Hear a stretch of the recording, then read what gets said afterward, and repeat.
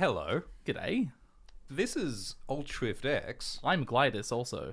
and we're going to talk about Dunk And egg. and Dunk. And egg. So there's a new Game of Thrones TV show coming out next month. It's based on the Dunk and Egg stories by George R. Martin. Indeed. I tell you, I had a burrito with that guy. Did you? How was it? It was good. Actually, the burrito wasn't the best. The burrito was good. The George was excellent. Yeah, I was there for the George. So we're going to chat about the brand new trailer that's just come out. Final trailer? There's a It's new the last one. There's a new trailer, and there's some new press images, and there's some new interviews. There's some sandwiches. There's some sandwiches. Glidus, is this the first ever confirmation that there is canonically sandwiches in Westeros? I can't think of anything closer to what we would consider a modern sandwich appearing before this in all of our Westeros associated media. I mean, obviously, medieval era sort of dining, a lot of trenchers would be used to scoop up meats and other things, but that's not what a sandwich is. This is filling between two slices of baked bread. It's not flatbread.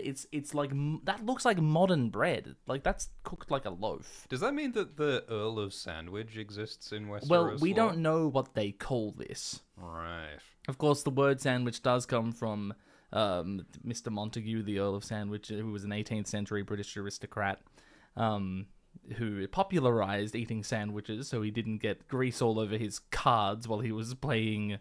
What was he playing? Some card game. Bridge. Yeah, something like that. Pick up 52. Yeah, go fish.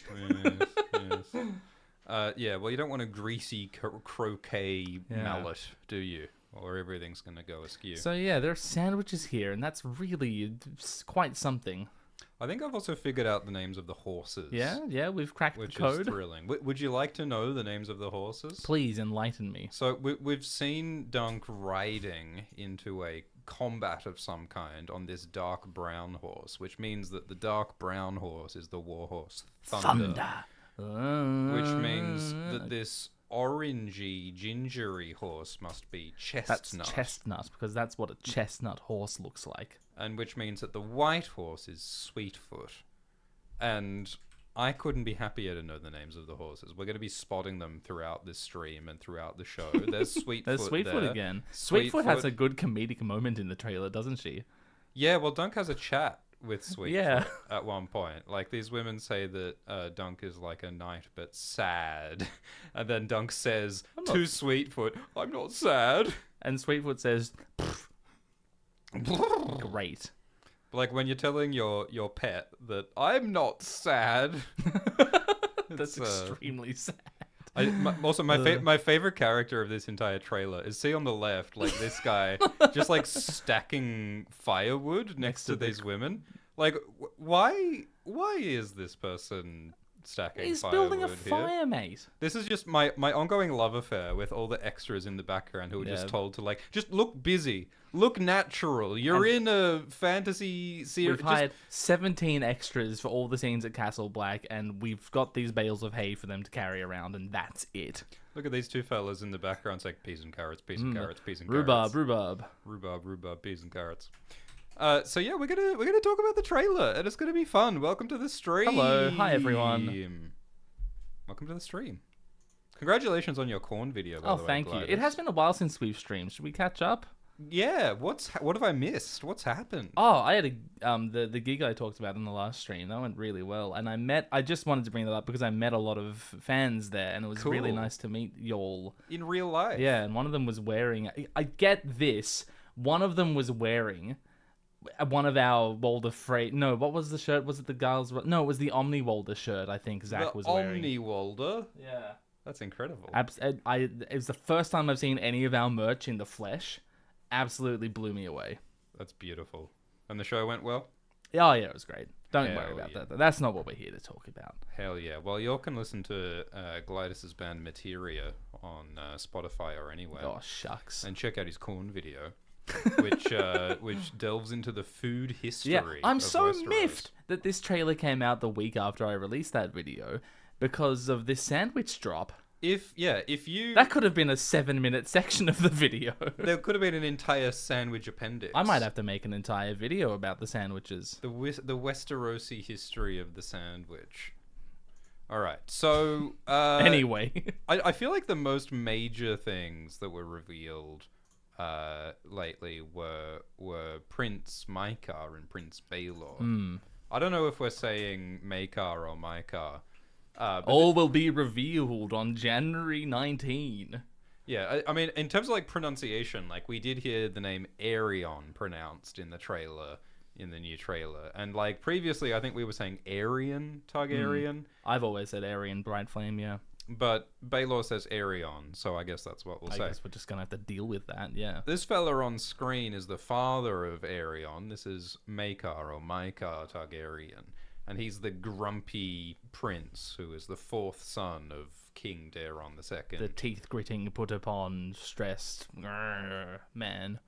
And I think that they've done a good job with the casting in a lot of ways. Like, I like that he's got the acne scarring pockmarks, which is a very specific thing that Maekar also has in the books.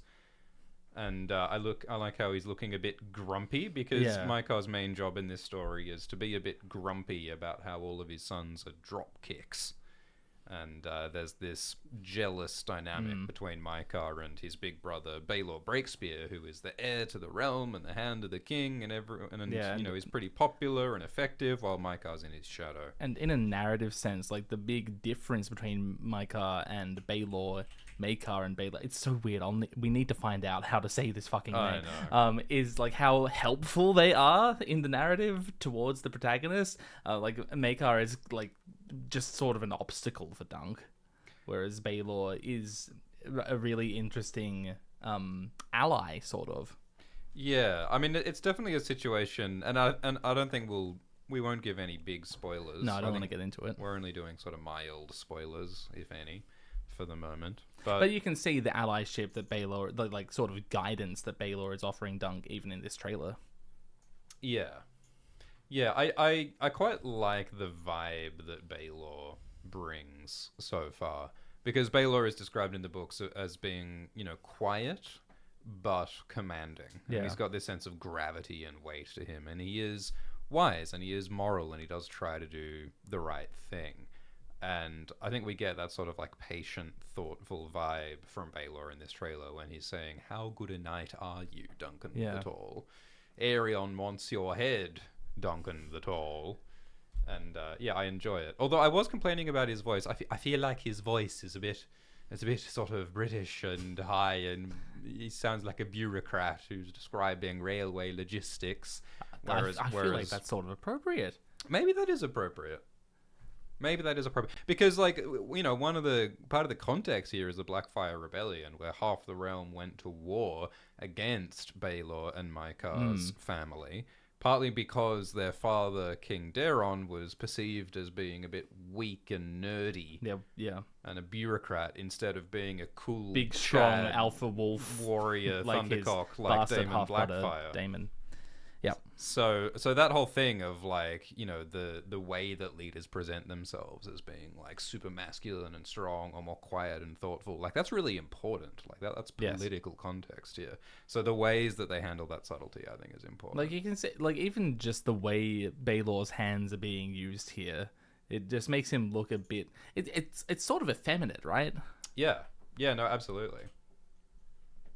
And I wonder if Maekar is going to contrast that, because Maekar comes across as a bit more blunt, a bit gruff, more direct, and gruff, and a bit angry. And Aerion is part of this as well, because Aerion, Jesus Christ, Aerion, because Aerion is a whole other thing. Aerion is a bit of a psychopath. Yes, he's the other part of Targaryenism. There's a lot of different aspects of the Targaryen family being explored here, and that's great. Yeah. There's a bit of Valar Targaryen. I'm pretty sure. Yeah. This is Valar Targaryen, which is the prince, the son and Baelor's heir son, of Baelor Breakspear. And who's that next to Valar? Yeah, so there is a woman with pink hair. This appears to be dyed pink hair standing next to Valar. And so people are speculating that this might be Kiera of Tyrosh, Valar's wife. Valar's wife. And the Tyroshi famously dye their hair. They have these special snails that they get dye from, which I think is inspired by the real historical Tyre. Yes, Tyrian purple. Tyrian purple. So there's like this real historical place that had dye, and so that's what Tyrosh is based on. So like we saw Tyrosh in House of the Dragon season 2. We did last year. That was the first time we've ever with the scene seen with the Tyrosh. monkey. Yeah, the monkey scene. So this was Tyrosh, where we got to see Shirako Lohar mud wrestling Tylan Lannister. Yeah, And these colourful pirates, they are from the same place as Kiera of Tyrosh. yeah. And so there's also these other folks standing on the left, and these two women have blonde hair. It makes me think that they're Targaryens. And so I wonder which Targaryens they could be. At first I thought they might be the daughters of Micah. Micah. I thought they might have been Micah's Daela daughters. and Ray, yeah. Because okay. like Aemon, Daela and Ray are mentioned in the books, but they would be too young. Like they would have been, I think they're still like infants or toddlers at this point. So it might be Rhaegal's daughters, who are described as being quite kooky personalities. And so if it is... And they're not mentioned in the first novel, are they? I don't think so. Yeah, the first Hedge Knight book does mention Micah's daughters, but it doesn't mention Rhaegal's daughters. Yeah. So it would be surprising if... Yeah, like what are they doing there? Yeah. It remains to be seen who these people are, actually. They might just effectively be extras. Or maybe they're just blonde people. Like, it is allowed to be blonde and to not be a Targaryen. No, those are Targaryens. I mean, I like this fella with the big red hair. I wonder who that could be. Could that be an Ashford? Because it looks... I mean, these appear to be important people standing around the prince. Maybe that is Lord Ashford's son, maybe, or Fossaway. Actually, is that a Targaryen brooch? I think it is, possibly? yeah. Yeah, so I think it's a pretty good bet that these blonde women are Targaryens. So yeah, intrigued to find out who they are. They probably won't be important. So many blonde people. Intrigued to know who they are. So it's just good to see some pink hair representation. I feel seen. Yes. We need more pink-haired dragon riders in Westeros. Absolutely. I've seen people claiming that this pink hair is like canonical. Oh, we're getting into it, are we? We're getting right into it. I mean, this is an interesting story. So in the books, it says that Valar is married to Kiera of Tyrosh, and I think it only says that in like a family tree. Like it's not like Kiera of Tyrosh is never described barely a in any detail in the books. I mean, she doesn't appear in any of the books. But there's been some fan art drawn of her by this artist, Riot Art the Right. Who's done portraits of all sorts of, so many, mostly tangential and part of the royal line, but like a lot of side characters who there is not much fan art of. And there's a lot of obscure very appreciative Targaryens. of artists who do that. It's very cool. We're big fans of Riot's work. And Riot has made like a artistic choice to give Kiera pink hair in this fan art of Kiera, which I think is a cool and interesting choice. But I've seen people claiming that and so the pink hair of this character in this shot of the trailer, like it's canonical, it's based on the books. This character officially has pink hair in the books, which isn't true. It isn't in the books. It's just in the fan art. But I think because this fan art appears on the wiki, people take it as official. This is extremely like who cares? Like it's obscure detail. Who cares? Getting into the important stuff at the start of the stream. But I think what's interesting about this is that it's cool how like fan imagination and fan canon can make its way into official canon. Yeah, because if it so happens that that is Kiera of Tyrosh, then that means that fan art has influenced the actual character's design in the real show, and that's awesome. Yeah, it's pretty cool. Part of me thinks that maybe this idea of giving Kiera pink hair might not have originated with Riot. There is other fan art of Kiera which also has pink hair, but I don't know who started that or like where it comes from. Yeah, okay. Yeah. So it might not have been Riot. It might have been Riot. I'm not sure. Yeah, there might be more context that we're not aware of. But yeah, it's really interesting how canon gets shaped by fan imagination as well as by the official media. I mean, it's like this other artwork by Riot depicts Daela as having brown hair. and the hair color's not described in the books. I think it's plausible that Daela might have brown hair because Daeron has sandy brown hair, so why not? But it's interesting if that became canonized as well. Yeah, I mean, there are some examples of artists contacting people who do have authority over the canon and Sanrixian's Vhagar art. Yeah. So Sanrixian got to find out through an artist what George's description of Vhagar's scales color was off Twitter. So that's another example of getting that inside information through artists. It's just really cool the way that the fandom and the canon interact. Yeah. Anyway, we've jumped into the nerdiest deep cut details. That's right what away. they want. That's what they're here for. Should we describe some of what actually appears in the trailer? I suppose. I like this shot. I really love these shots. Look how it's trembling. The camera's shaking from inside Dunk's helmet. It's as though we're feeling Dunk trembling, Dunk's anxiety. In a interview, the showrunner Ira Parker said that Peter Claffey, who plays Dunk, has an anxiety about him. And at the Comic-Con, Peter Claffey was saying how overwhelmingly anxious he was about getting this job playing Dunk. Well, that's perfect. Yeah, and Ira Parker was saying that Dunk is anxious and nervous about his situation, and he wants us to feel that the nervousness of this young poor guy from the lowest of the low class backgrounds, getting caught up in the politics of a big and dangerous situation. So this anxious guy being cast as the lead in this huge HBO show, that reflects really well. It's wonderful. Ira also talked about how, just like Dunk is young and poor and scrappy, Ira said that this TV show is lower budget and a bit less, big and bombastic as Game of Thrones is. And so Ira was saying that, he hopes that we forgive any unpolished or any imperfect bits about the show because, like Dunk, they see themselves as a bit of an underdog of a show. Which will be nice, Ira. Do you think he's talking specifically to us? I don't think anyone's expecting us to be mean to anyone. I should hope. I don't envision anyone speaking directly to us. Even our live chat, I'm like, who are they talking to? Yeah. We're not meanie pants. We like to critique things, and we are critical of things sometimes. But there's love in our hearts. We're not. Yeah, we wouldn't be here if we weren't having fun with this world, which is the point.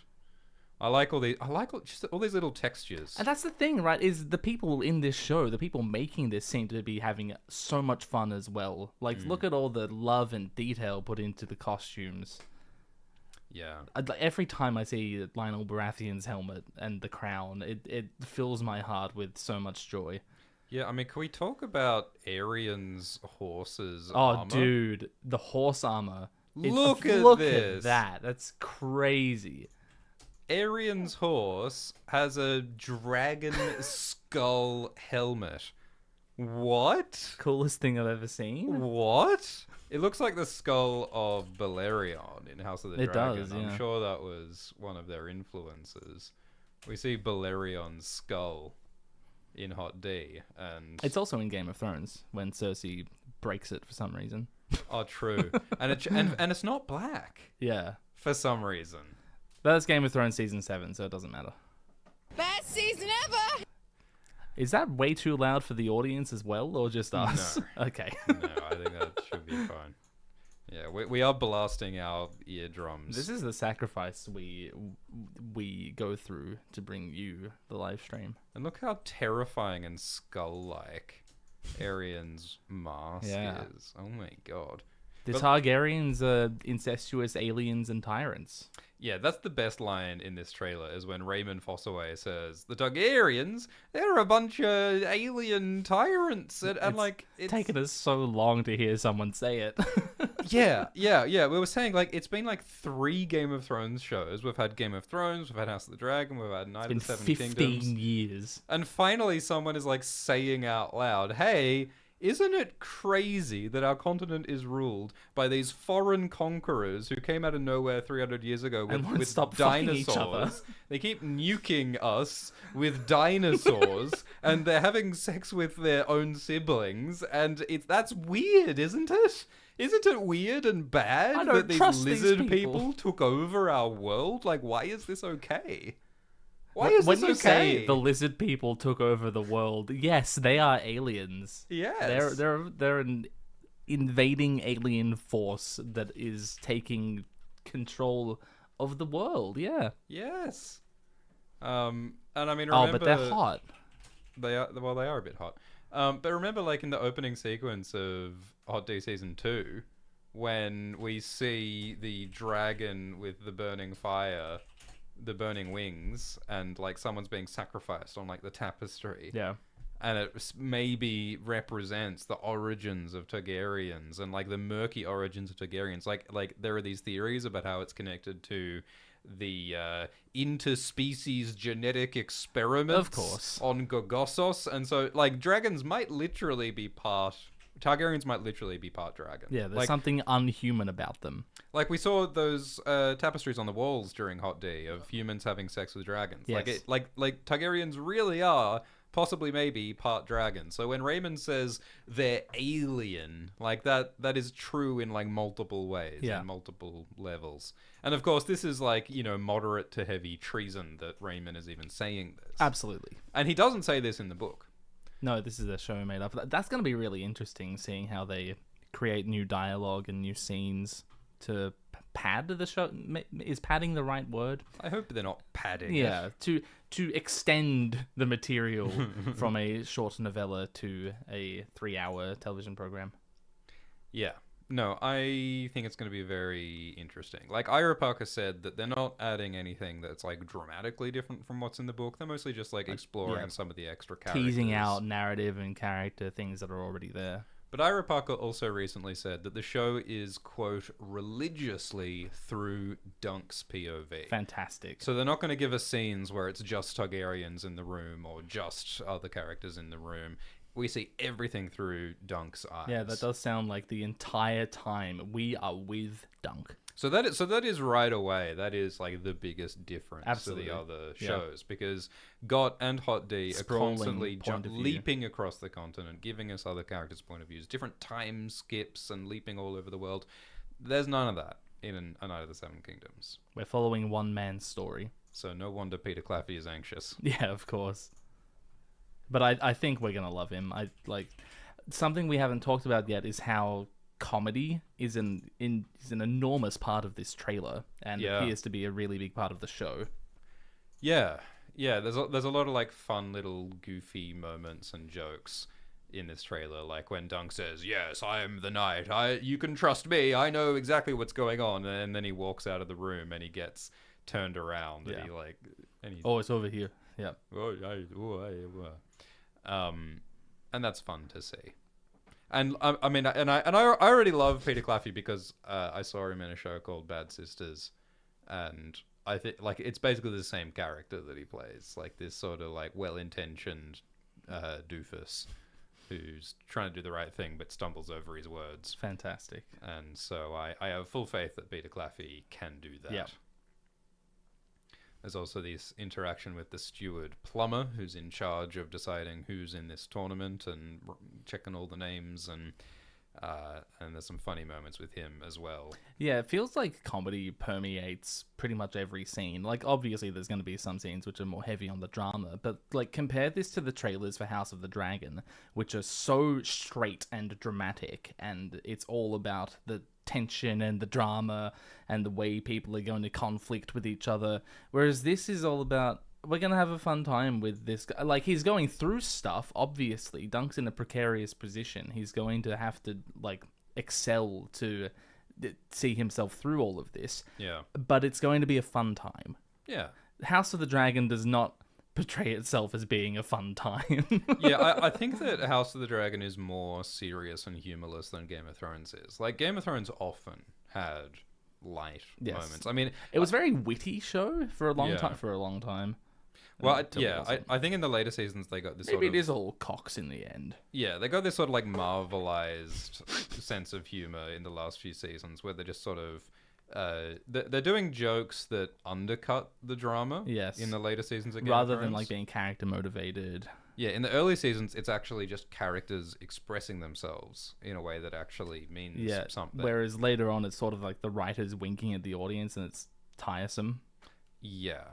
House of the Dragon doesn't have all that many funny moments. I think its general. funniest moments are in the extremely the most hilarious scene I think across Game of Thrones and House of the Dragon is the Ratcatcher's argument, where Otto is screaming at Aegon and Kristen. Yeah, But like, there's nothing actually funny about that scene. That scene is deadly serious, but it's just like the circumstance is so wild that the tension makes me laugh. I think those are some of the most like magnetic, engaging scenes in like any Westeros show. Is some of that like Aegon Otto stuff and some of that like Daemon Rhaenyra stuff. You know, like Alice has a good sense of humor about her. But House of the Dragon in general, I think, is more serious. I mean, look, they could have included Mushroom. They could have included Mushroom.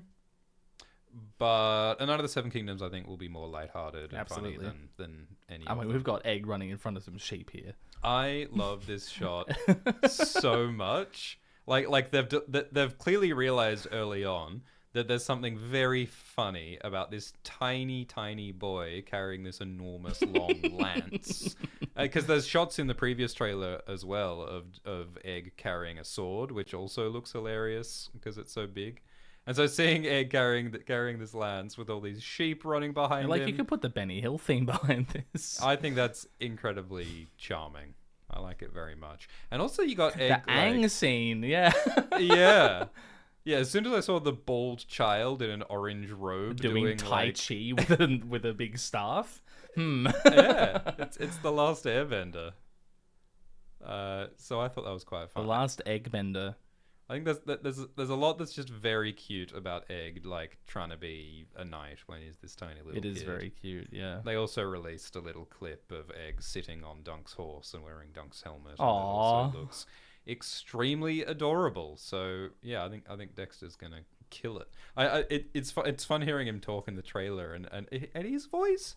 He has a little voice and he says, "I think you need a squire more than most, Dunk."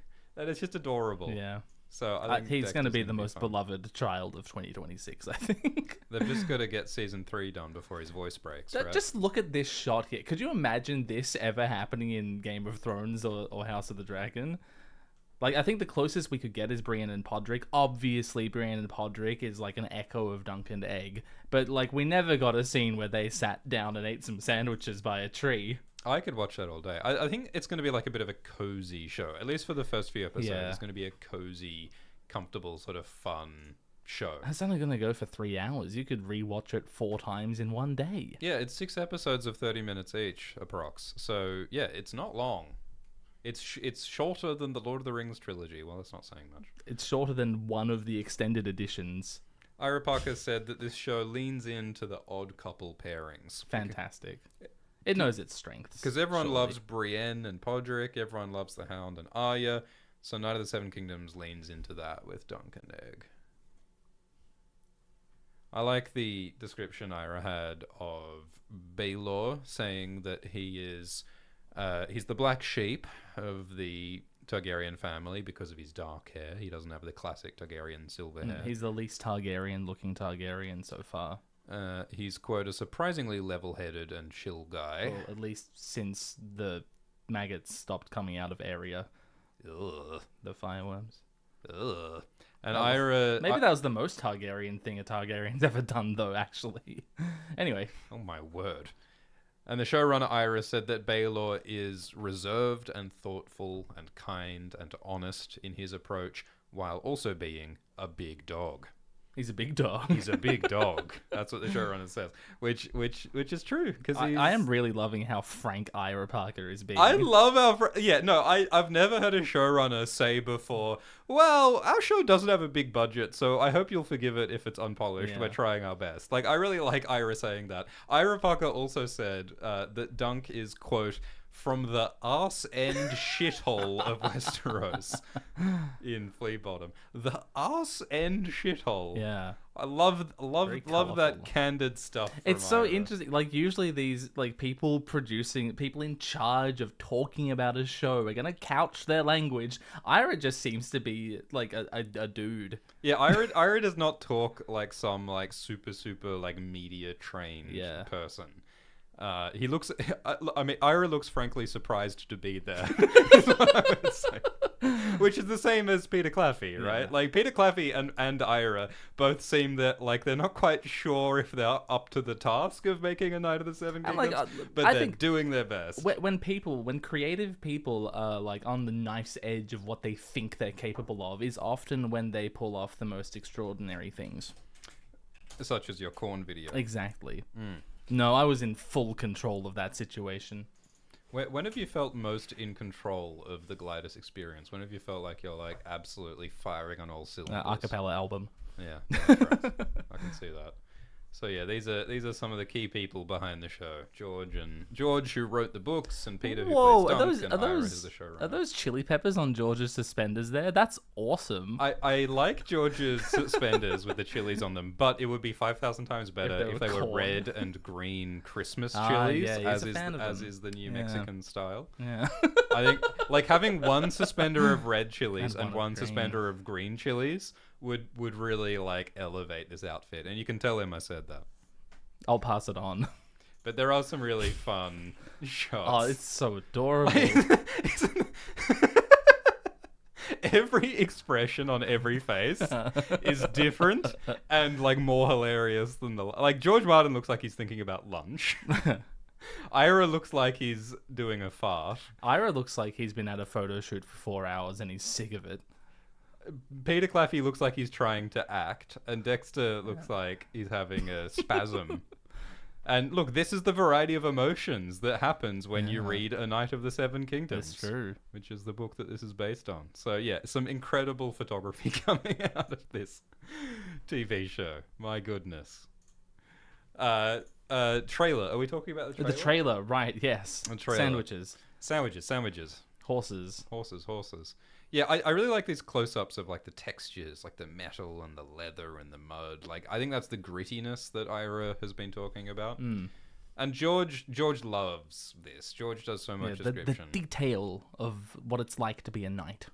And you know, there's been talk about how, you know, this is a very grey, grim scene, which I think fits the grey, grim way that it's described in the book, but I hope that in some of the earlier episodes we get a bit more of the colour and the beauty. Well, I think we're definitely seeing that across this trailer. I mean, these are some of the brightest Yes. colours we've ever seen in Westeros. Quite saturated. The red and the blue and the purple, so I'm And the enjoying all green of in the that. background.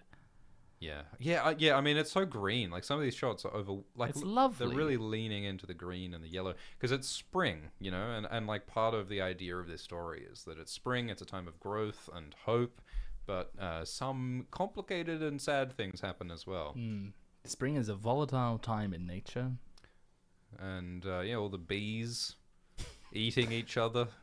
Isn't that what they do? Yeah, okay. And the flowers I echolocating. think you might need to take some beekeeping classes. The birds and the bees, because Have- when a have bird sex with each when other. a bird loves a bee very much. Yeah, so I like these shots, and I like Baelor's vibe. There's a bit of a so we see the Hand of the King pin on Baelor here, and he's got some scales connecting to his Hand of the King pin, which wrap around his body. Does it? And That's there's cool. sort of scaly, pointy things going on here as well. It reminds me of like Daenerys in the later seasons had some similar sort of like Motifs, yeah. draconic jewelry, which I really like which her looked cool. necklace that's just a dragon that wraps around her. It's really cool. Can you zoom in on Baelor's eyes here?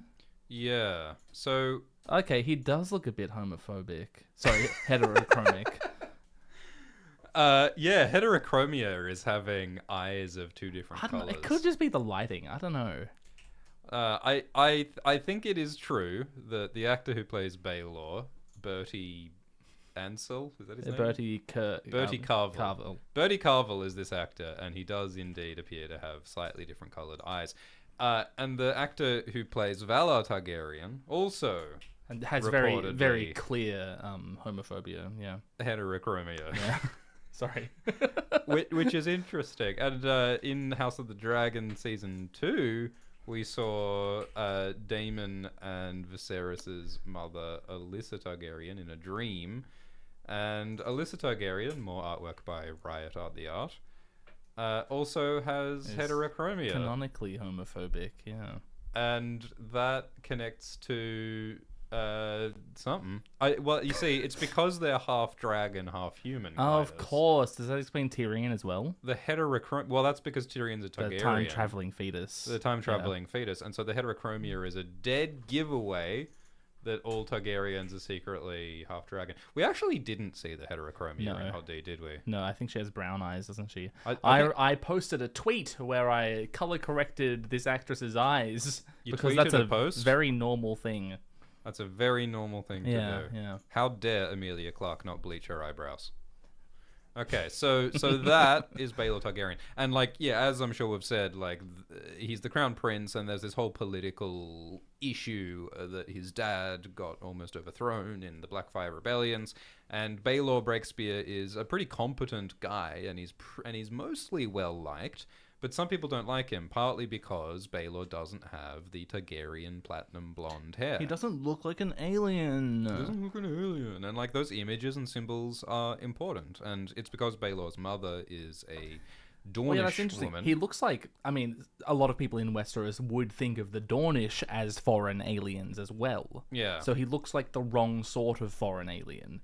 Yeah, well, the funny thing about people is that we all come from somewhere. And so it goes back and back, doesn't it? And I like how Westeros does have this history of successive migration movements, where, you know, in the earliest known times, there were the Children of the Forest, the little, you know, ganja hippies, and the giants, the stompy blokes.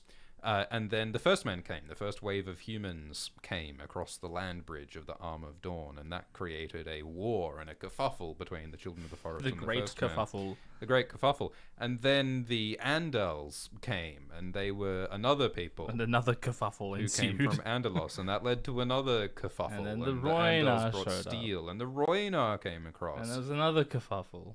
And then the Valyrians, the Targaryens. Oh boy, and that was a came very across. big kerfuffle. So, like, as in real history, there's a complex history of, like, waves of migrations from different peoples and waves of kerfuffles, and, you know, sometimes people have conflict with other groups. Yes. And so, you know, Westeros is this sort of ethnically complex place, and King Daeron, the father of Baelor and Mycah, made peace with Dorne and brought them into the realm for the first time by arranging these marriages where King Daeron married a Dornish woman and his son Baelor married a Dornish woman. And his sister Daenerys married a Dornish man. Yes.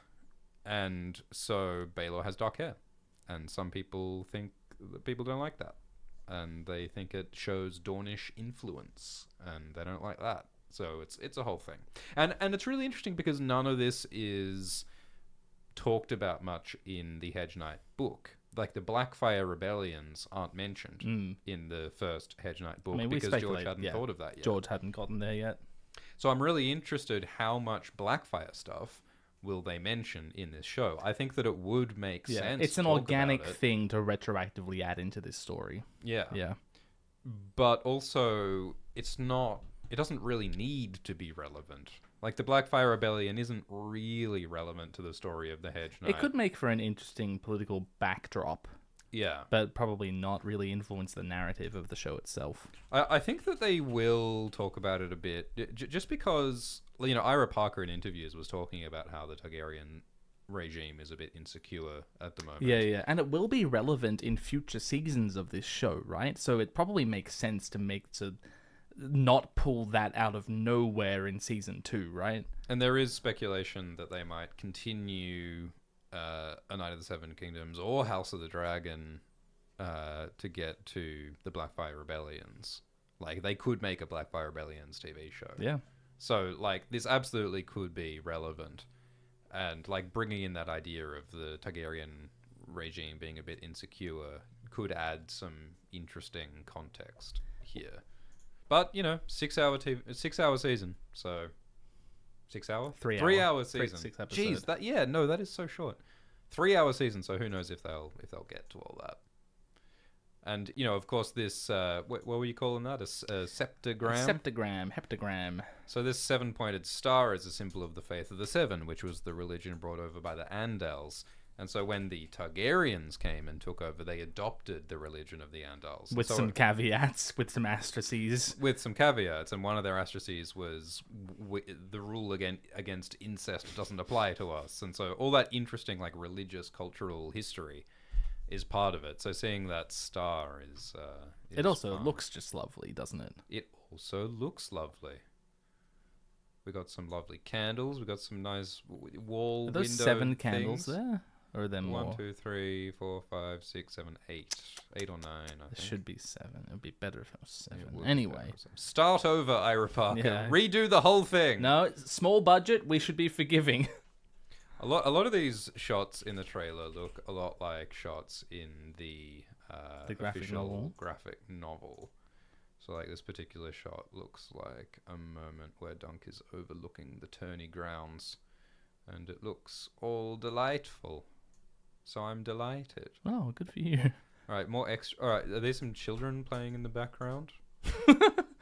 I love your attention to the extras. My favorite you so thing- don't care about what's going on with the main characters. Oh, they're playing with swords. That's great. There's some children doing swords. Is that a girl? Yeah, it's a girl and a boy sparring with little wooden swords. It's like a little Arya. It's like Arya Yeah. and Bran Yeah. and Rickon. See, that's the thing. Like, this show is going to have a bit more time for the random, unimportant peasants and bystanders, and I'm thrilled. I also like that Plummer is just allowing these children to play in his office. Yeah, what's going on there? Like, there's a lot going on in this office. Is that heraldry on this guard's chest? It is. What's- It looks like it. It looks like a starburst. It looks like a Karstark or a... What's the Ashford sigil? It's a white chevron on an orange background. Ah, okay, so that ain't it. Oh, yeah, I actually don't... So he's got a helmet and he's got sort of a burst of something on his chest. Oh, are there main characters in this show? Okay, fine. So Dunk is coming in to talk to the steward Plummer to get his name on the lists to enter the tourney. There we go. That's the main That's thing what's happening in this That's- scene. If you don't want to look at the extras all day. No, I'm fine with it. Oh, actually, we need to look at all the extras in the next shot. We Look do. at that. There's so much going on here. Well, yeah, one of my favorite, like, you look at Game of Thrones Season 7, Episode 6, Beyond the Wall, when the 7 important characters are fighting against the zombies, against the waves of zombies. And, like, in the released episode, you can very clearly see some shots where, like, Tormund is fighting no one. Like, Tormund is just, like, waving his weapons at nothing, and they, like, forgot to CGI in some zombies for him to fight. I don't know if they, like, fixed that on later releases. That's the thing about streaming. They can just, like... fix Lie. wolves, and they can just change the graphics after the fact. It's like George Lucas, CGIing in the Wampa fruit monster or whatever. I think that this shot would be vastly improved by a giant CG dinosaur. I think a stomping giant across the CG scene. dinosaur will enhance it immensely. I mean, that's what everyone was longing for the dragons in Game of Thrones and House of the Dragon. Look at this guy boogieing in the background. What's he doing? He appears to be yelling He's getting down. and like boogieing from side. Wait, and look at that guy. This is a dance party. Yeah. They're having a little dance Look, party. in honestly, the if you go background. backward and forward on the extras in the background of any shot, they're going to look like they're dancing just because you're going backward and forward like that. So much comedy. So that's the House Dondarrion banner. Oh, so it Beric is. Dondarrion. Yeah. That, I think, is the Hightower banner. And that is the Targaryen banner. That could maybe be the Blackwood banner. Could be Lannister, couldn't it? That's the Fossaway heraldry. So we're going to see some familiar houses and familiar sigils, which is fun. Yeah.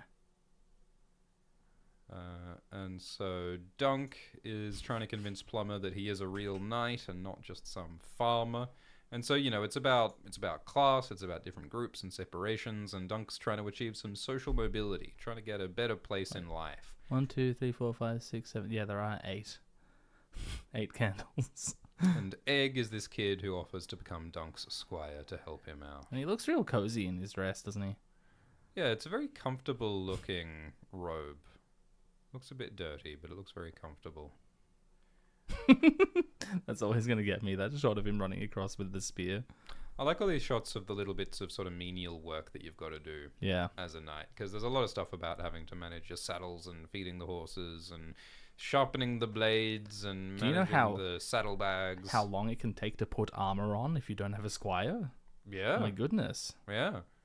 So Dunk really does need Egg to help him out. And Dunk, of course, had been a squire to his master, Arlen, for ages. And there's a whole part of the original novella, which is Dunk. Dunk's very large. He's a tall person. That's his main thing, actually. And he, Arlen dies, and Dunk gets all of Arlen's stuff because no one else is around to get it. But Dunk is too large for Arlen's stuff. Dunk needs his own armor. So that's an entire plot of the novella. And so because Arlen's belt is too small for Dunk, Dunk Yes. uses a piece of rope Piece of as his rope. belt, which we've seen in the trailers. Very glad that that's reflected in the show. So we've got this scene where Dunk is burying Arlen. That's not a spoiler. That's not very Arlen- deep. Arlen is. It's not very deep, is it? Well, fair. Digging a hole is hard work. Well, it's Dunk. He's got the leverage. He's got the strength. It's raining. Wouldn't that soften the ground a bit? Well, I suppose. It could be cold, though. How many graves have you dug? You don't want to know. Don't want to know. Don't call me Doug. Not on stream. And yeah, all of this stuff looks just like moments at the beginning of the book where Dunk is... What's that line? Like, the sword fits my hand just as well as it fit his. And in the trailer here, isn't he talking about how he was trained to be a knight, not with sword and lance, but with honor? Yeah. Yeah, Arlen... What it taught Dunk actually the means to be a knight. values. This is a lovely shot. This is really gorgeous. It is a lovely shot because, like, these statues of the knights rearing up, it's like that aspirational ideal of this is what a knight should be. And then Dunk is framed by the arch. Yeah. Yeah. And it's sort of the shot inviting us to imagine Dunk as being inspired by these statues of knighthood. Yeah, it's like this aspirational thing of I want to be like the great knights, and just like Jaime and Bran and Jon Snow and Brienne, all these characters who like want to aspire to this ideal, but they find that the ideal can be complicated. And there are of course some extras carrying a large piece of wood. Do you reckon how many hours do you think those extras spent carrying that plank of wood that day? 4. How long was this person raking the ground with that thing? Rake. Well, actually, they had to. Ira was really picky about where this guy was raking. They had him in all sorts of different spots, and this was the one shot that he was happy with. You don't want an overly raked ground. It's going to be a nightmare. That's actually why Battle of the Bastards took so long to shoot. Too much Yes, raking. Too much raking. This, I think, is a Lannister banner in the background. Yes. That probably was the Blackwood banner back there. That appears to be quite a small person in the corner there. Is that a boy? Could be a squire. Small person. And so... Is that Lord Ashford on the right there? I assume that's probably Lord Ashford. could be who's Lord like Ashford. hosting the tournament at his castle. And we His also... daughter's birthday party. Yeah, we also get to see his daughter, who, the game of the tourney is that she's crowned the Queen of Love and Beauty. So she wears this crown of flowers, representing herself as the Queen of Love and Beauty. And everyone, all the knights who are fighting, get to defend her, to win her favour, and to celebrate her birthday. Which is contrary to the way this tourney format is usually played out. Yeah, so like the famous one is... The Harrenhal tourney. The Harrenhal tourney, where there was a tournament where the winner gets to choose who the Queen of Love and Beauty is. And so Rhaegar won the tournament, and instead of crowning his wife, Elia Martell, Rhaegar decided to crown the Stark girl, Lyanna, in front of everybody, which is pretty rude to his wife, who's right there. Right there. She's right there. And so- Robert Baratheon, who is betrothed to Lyanna Stark. This caused one of the larger kerfuffles. Yeah, this is definitely one of the top 10 kerfuffles in Westerosi history. Top 10 kerfuffles. So yeah, the tournament format is a little bit is different this time around, because Ashford wants his daughter to feel special, like when you get to wear the crown when it's your birthday at Burger King. That is what happens when it's your birthday at Burger King, right? I think everyone gets the crown. Everyone gets the crown? I don't know. I haven't been. So is this Aerion fighting Dunk? And Aerion's using a sword, which isn't in the book, I don't think. I think in the book, Aerion uses a Morning Star, and he has a knife, but he doesn't use a sword. Right. And my guess is that they've given him a sword so that they can have more fighting happening that doesn't have to involve the Morning Star. Because Morning Stars, I'm imagining, are a pain in the ass to use in production. That sounds right. I remember when Kristen Cole fought Damon in Hot D Season 1, the Kristen actor, what's his name? Fabian Frankel?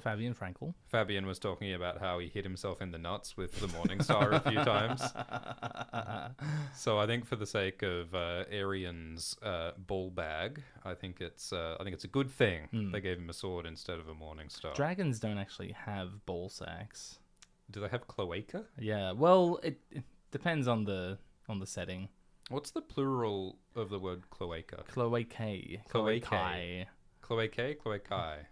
Clackers. Clackers. Yeah. Dragon clackers. Good. Very Glad good. we figured that Lovely. out. How do you feel about short Where's his hair? Where's his hair? So in the books, Aerion has long, beautiful hair. And I think we missed out. I think we really missed out. In the books, Joffrey also had long, beautiful hair. So they robbed us of Joffrey's long hair. Locks. They robbed us of Aerion's long hair. Can you go to Valar in the trailer? They robbed us of Rob's long hair. Do you want to go to Valar? Yeah. Can we see his gamer streak in this trailer? Not really. Yeah. Are we being robbed here as well? I'm like 90% sure that that's Valar. You can see Valar's gamer streak in the previous... His e-boy streak, we mean. His previous... So it's actually... I didn't realize this until later, but that's Valar? That's Valar. Well, see the streak. Okay. See the streak.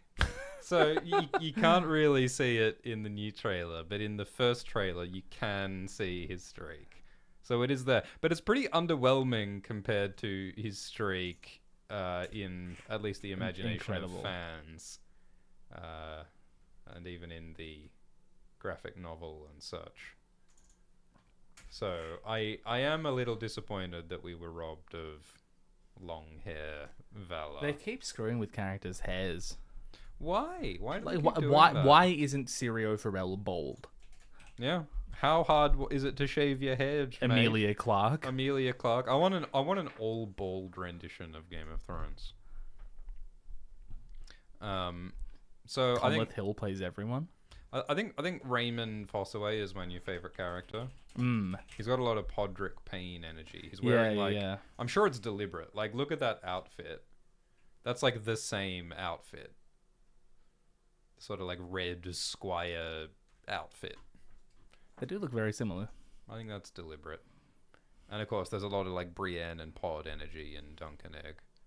I really like this expression that Aerion pulls. It looks like he's really just like not coping at all with the fact that things aren't going how he wanted. He really does look like someone whose entire worldview has been shattered by whatever he's going through. It's like the first time he's come across an actual obstacle in his life that won't just roll over. Because, you know, he's the pampered prince and he gets what he wants. And so he's very cross that Dunk is in his way. He's quite Joffrey, isn't he? Like if Joffrey had grown up to be 17 years old and... Or is he more like 16? I wonder how old they want him to be in the show. How old am I supposed to think he is? I think the answer is probably don't think about it. Yeah. Because, like, I do... Me thinking about Aemond in House of the Dragon. Yes. I think don't think about it. Because, I mean, Dunk annoys me a little bit. Because I feel like Dunk's story in the books, it's a coming-of-age It's tale. important that he's around 18 years old. He's only like 16, 17 right. in the first book. And he's a boy.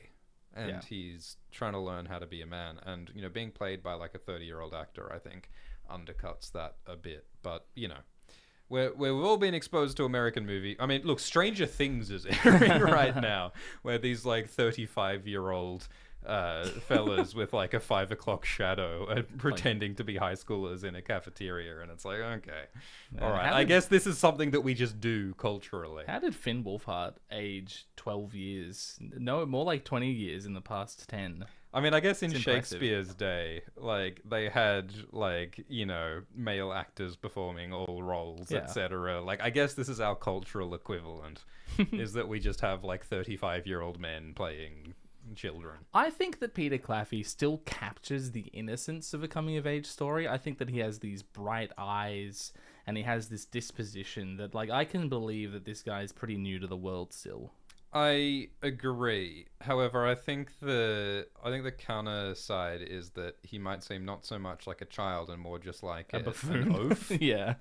Because, like, you know, like, Dunk is a bit thick, but who wasn't a bit thick when they were 17? Yeah, he has trouble You know? talking to girls because he's a 17-year-old dude. Like, Yes. of course he does. Yes, and that's a bit less cute when you're 30. It's a bit less cute to be thick and not able to talk to people when you're 30. I don't know. It works for Homer Simpson, who Yeah. also is bright-eyed and has this lovely disposition about him. but then it just becomes this like farce, you know, like Yes, that's the thing with The Hedge Knight- Simpsons. The Hedge Knight is not farce. It's lighthearted, but it has like a serious drama at its core. So, although once again, I mean, Arian's armor is stunning. I love the dragon spikes. He's a larper. You know, he's larping as a dragon. Like riding his horse that's dressed as a dragon is the most funny, like pathetic way. Seto to, like, Kaiba bullshit. Because again, like, the Targaryens don't have dragons anymore. The dragons died out. And so the Targaryens are all very insecure and cross that they don't have dragon power anymore. Do you think we'll get some meditation on that? On the fact that the dragons have all died and, like, it wasn't all that long ago? Absolutely. I hope so. Like, because in the book they talk about the last dragon. Arlen saw the last dragon. Right, yeah. And it's a sad thing that the dragons have died out. And they say that the winters are longer and colder now. So, I'm sure they will talk about that a bit. It's a sad, post-romantic, dragonless world. And it remains to be seen how that all connects to House of the Dragon, etc. And the dagger. If that goddamn Valyrian dagger appears. Yeah, I like the intent. I mean, he looks like a teenager who's bleached his hair blonde, doesn't he, Aerion? If the dagger still exists and is in possession of House Targaryen, shouldn't King Daeron have it? Yeah. We shouldn't see it this show. Yeah, well, it is this entirely season, at least. possible that King Daeron appears at the end. I guess that is possible. I think it actually there is an makes a lot of event that would sense. make a lot of Yes. Yes. Yes. Okay. Because the way that the book is written, like, it doesn't show it, but I think it would make a lot of sense for King Daeron to appear at the end of this season. So I hope that happens, and I'm curious. I mean, we might even see Queen Miriam Martell. Insane. Wouldn't it be cool if we got to see Queen Miriam Martell? That would be really cool, actually. And like who else is on the family tree?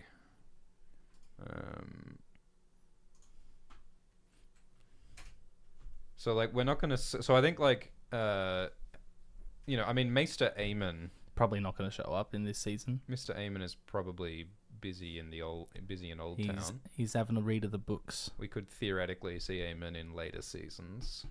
Dayla and Ray, probably too young, but maybe. Aerys and Rhaegal? Yeah. I mean, that could explain why Rhaegal's daughters might be those blonde women.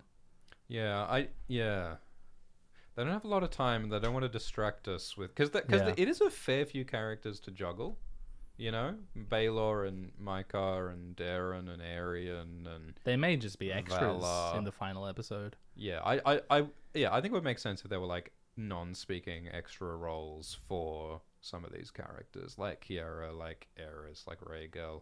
I mean, Jenna Dondarrion... I mean, there seems to be a big Dondarrion presence... In the trailer, we see the Dondarrion heraldry a bunch. I would love to know how the Dondarrions got the heir to the realm. I would love to know how they secured that marriage. Yeah, it's a big deal. It's out of nowhere, as far as I'm concerned. It's a big deal. And like, my suspicion is that George Martin just didn't think about it that much when he was writing these early books. I also suspect that, but it also could be like an appeasement to the Stormlords of the Dornish Marches because of the Dornish marriages in the previous generation. I think that's a fun idea. So We'll get to super chats later, by the way. Baylor is talking about how Arian wants Dunk dead, and I like how Baylor has all these books behind him, because I get the sense that Baylor is the kind of guy who reads, you Yes. know, like Tyrion, which is unusual in this world, having access to books and having an interest in that knowledge. And Baylor's the kind of like thoughtful nerd who might actually want to know things about the past. But this is at Ashford. Like, this isn't Baylor's personal collection of books, you would imagine. Yeah, but it still connects him to that idea just visually. It makes me think of that shot in House of the Dragon with Rhaenyra and the entire collection of records of House Targaryen behind her. Yeah, what a wonderful shot that is. Which I can definitely pull up any moment now. It's going to take no time at all. It is season 2, episode 8, right? Well, there's the shot at the end. This There one. it I was is. thinking of the one where she's talking with Jace about the bastards Oh, at the true. end of Yeah, episode 5 or 6. I need to rewatch House of the Dragon. My God, the end of episode 8. Like, I know it's a controversial episode overall, but those last shots are so fucking amazing. Yeah. The montage in general at the end of season 2, episode 8 is pretty visually spectacular. Yeah, narratively it's a compromise ending, but it's cinematically gorgeous. Yeah. So meanwhile in the new trailer, What's going on here? Has anyone figured this out yet? whose head is that? Oh, it's all right. Look at this red ruffle around it. What's the red ruffle? You can see the rain is like blipping the ruffle around, Yeah. and it like the skin is grey. It looks like a long dead head. It looks like a long dead head, or could it be like a statue? I mean, it's wearing an actual helmet. It looks like human. It looks like a dead human. I think that's what I'm supposed to think it is. But it's wearing a helmet, so it must be like a. Although it's like a decorative helmet. It's got a red thing coming off the top of the helmet, so it's like a decorative helmet. I mean, I have an idea as to who it could be, but I can't say it. do you want to enter a spoiler zone? Should we enter a spoiler zone? Chat, is it okay if we enter the spoiler zone real quick? All right, tell it. I think that we will do a bit of a spoiler zone. We've been pretty good at talking around it. I mean, that people are speculating that it's some kind of a prop or a puppet from Tanzel's Mama show. I've seen some people speculate it could be a dream sequence, which I guess is on the cards, I suppose. Like, why not? All right, everyone in the chat is saying spoiler zone. Okay. All right. We're in the spoiler zone now. Spoiler zone! Spoiler zone. Spoiler zone. Well, it could be one of the mamas, right? Yeah, I suppose. Because like this whole conflict, spoiler, it starts when Arian attacks Tanzel and the puppeteers, because the puppeteers do a play that involves a dragon being slain, and since Arian identifies as a dragon, he attacks them. He identifies this as treason. And so the idea that Arian might have some of the mummers executed as well as attacking Tanzel, that makes sense to me. So maybe that's a mummer's head. I guess that's on the cards. But I do think that what's most likely, I think it could be Baylor. I mean, well, the book Baylor, the book talks. Yeah. Baylor. Yes. Baylor's head. Yeah. Baylor's head. It's detached. Like, I think it could be a dream sequence and it's Baylor's head and Dunk's thinking about the consequences of what's going on. This could be like a final episode thing. The book talks about the Mama show having knights fighting each other, and like red sawdust comes out as like fake blood when the knights fight each other. And like we've seen with the giant dragon puppet that the Mama show is more elaborate and physical with special effects. So I think that as part of the show, the mummers kill each other, like the puppet knights kill each other, and I reckon that head pops off as like a fake beheading Right, of and the this knights. is Dunk thinking about the symbolism. Well, I think Dunk might literally be holding the puppet that's head pops off. I mean, remember, like we saw the in House of the Dragon, we saw the mummer's fake penis, and in House of the Dragon, and in Game of Thrones, we saw the play with like I'm pretty sure there was a fake head for a fake beheading in Game of Thrones season 6 episode 5. The doer. So I think that's probably what this is. Yeah, when in Ned the gets trailer. beheaded in the play. Yeah, Ned has that fake head. So I think that's what's going on in the trailer. But you're right. I think a dream sequence also makes some sense. I'm just wondering, like, if it is the mummers and like it's a fake puppet head, like, what's the significance of this scene? What's it doing? Yeah, I mean, I think that Dunk is facing his own death. Yeah, this feels like it's a heavy scene, right? Because Dunk knows that he's likely going to be killed, and so he's looking at this dead head to consider his own death, like Yorick. The thing I wanted to say before, that we both wanted to say before, now that we're in the spoiler zone, is that, spoiler, at the end... I think they get it. Prince Baelor Targaryen dies, and in the book we don't see much of the funeral, but we do see the funeral, and I think that it makes sense for King Daeron to attend his own son and heir's funeral. I think it's a little weird, honestly. If the funeral is at Ashford, like, why not just bring the corpse to King's Landing? Yeah. Like, narratively, obviously, you do it because that's where Dunk is. Yeah, and the whole show is from Dunk's point of view. Yeah, I mean, if George Martin wrote this sort of thing now, he would probably have like an entire sequel about the journey to bring the body back to King's Landing, and then what happened along the way, and it would never be when published. They got there. Yeah, like I think that expediency is can be useful, and I think that's why George didn't show too much of the funeral. But the funeral could absolutely be an opportunity for us to see King Daeron. I mean, you know, I doubt they'll give him like a speaking role or anything. Yeah, I reckon we could see Rhaegal and Aerys and these girls here, and King Daeron, and maybe even Queen Miria, all as cameos, as non-speaking. Here we are. It's the funeral, because that scene should be about Dunk and Egg and Maekar. Yeah. If there is a scene about the funeral. Well, and I mean, possibly Valar as well. Yeah, in the book, Probably Valar has a really nice little conversation with Dunk, which I think gets the point across really well. So, you know, so this is Valar looking at his father Baelor burning at the funeral right now, and I think that that they can and should just use the scene between Dunk and Valar in much the same way. Yeah. All right. So we see more of Aerian's cool armor, and then we see Baelor saying to Dunk, how good of a knight are you? And I really like this as like a central line, because, you know, it's asking Dunk, how skilled of a fighter are you?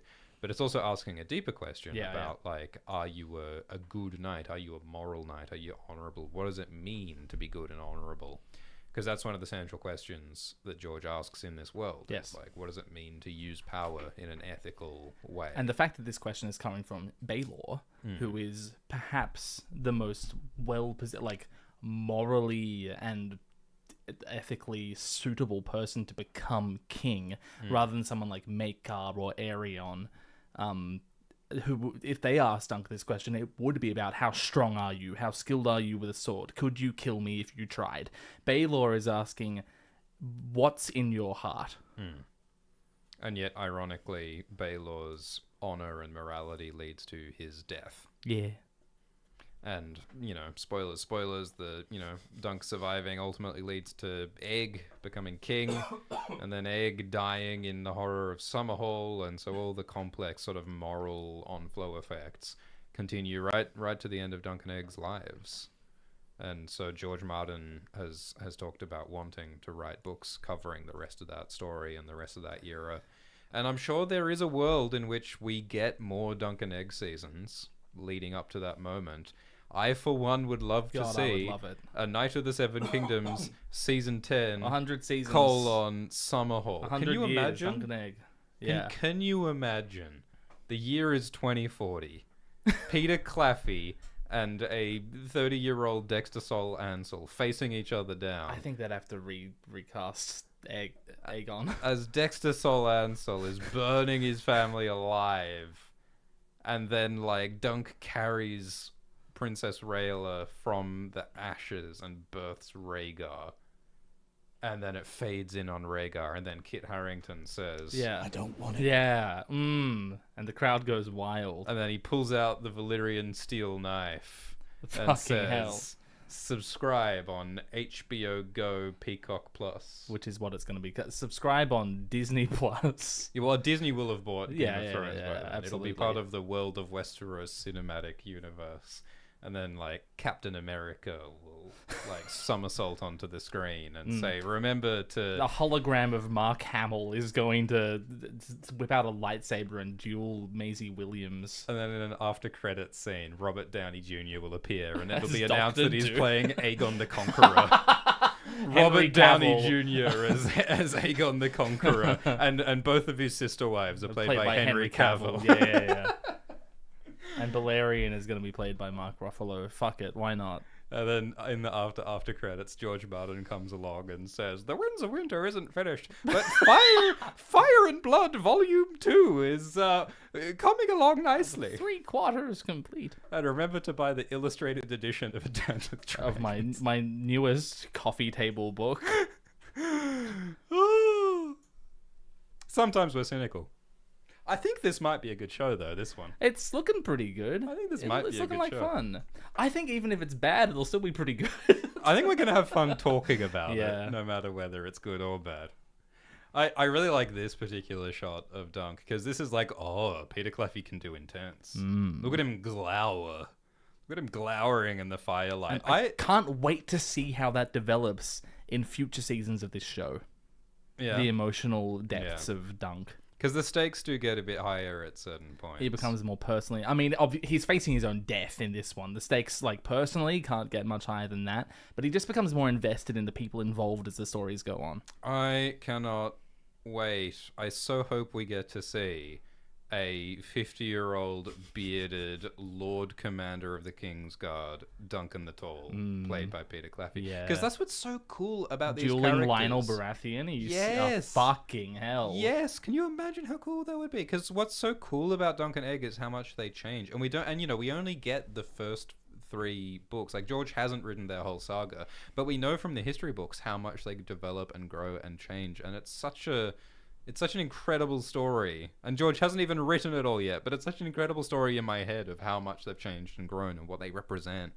The king, like the Lord Commander who came from the gutter, and the king who came from being an egg, and he hatched into a dragon and tried to do the reforms for the small folk, and he tried to, but it wasn't enough, and so he needed the dragon, so he burnt his whole family. Like, what a story! I've been saying this. I think that Dunk and Egg is such a well set up pairing of characters with such a long development and history to them that, like, it's almost like new folklore. Like, copyright be damned, anyone could write stories about these characters in any setting in Westeros.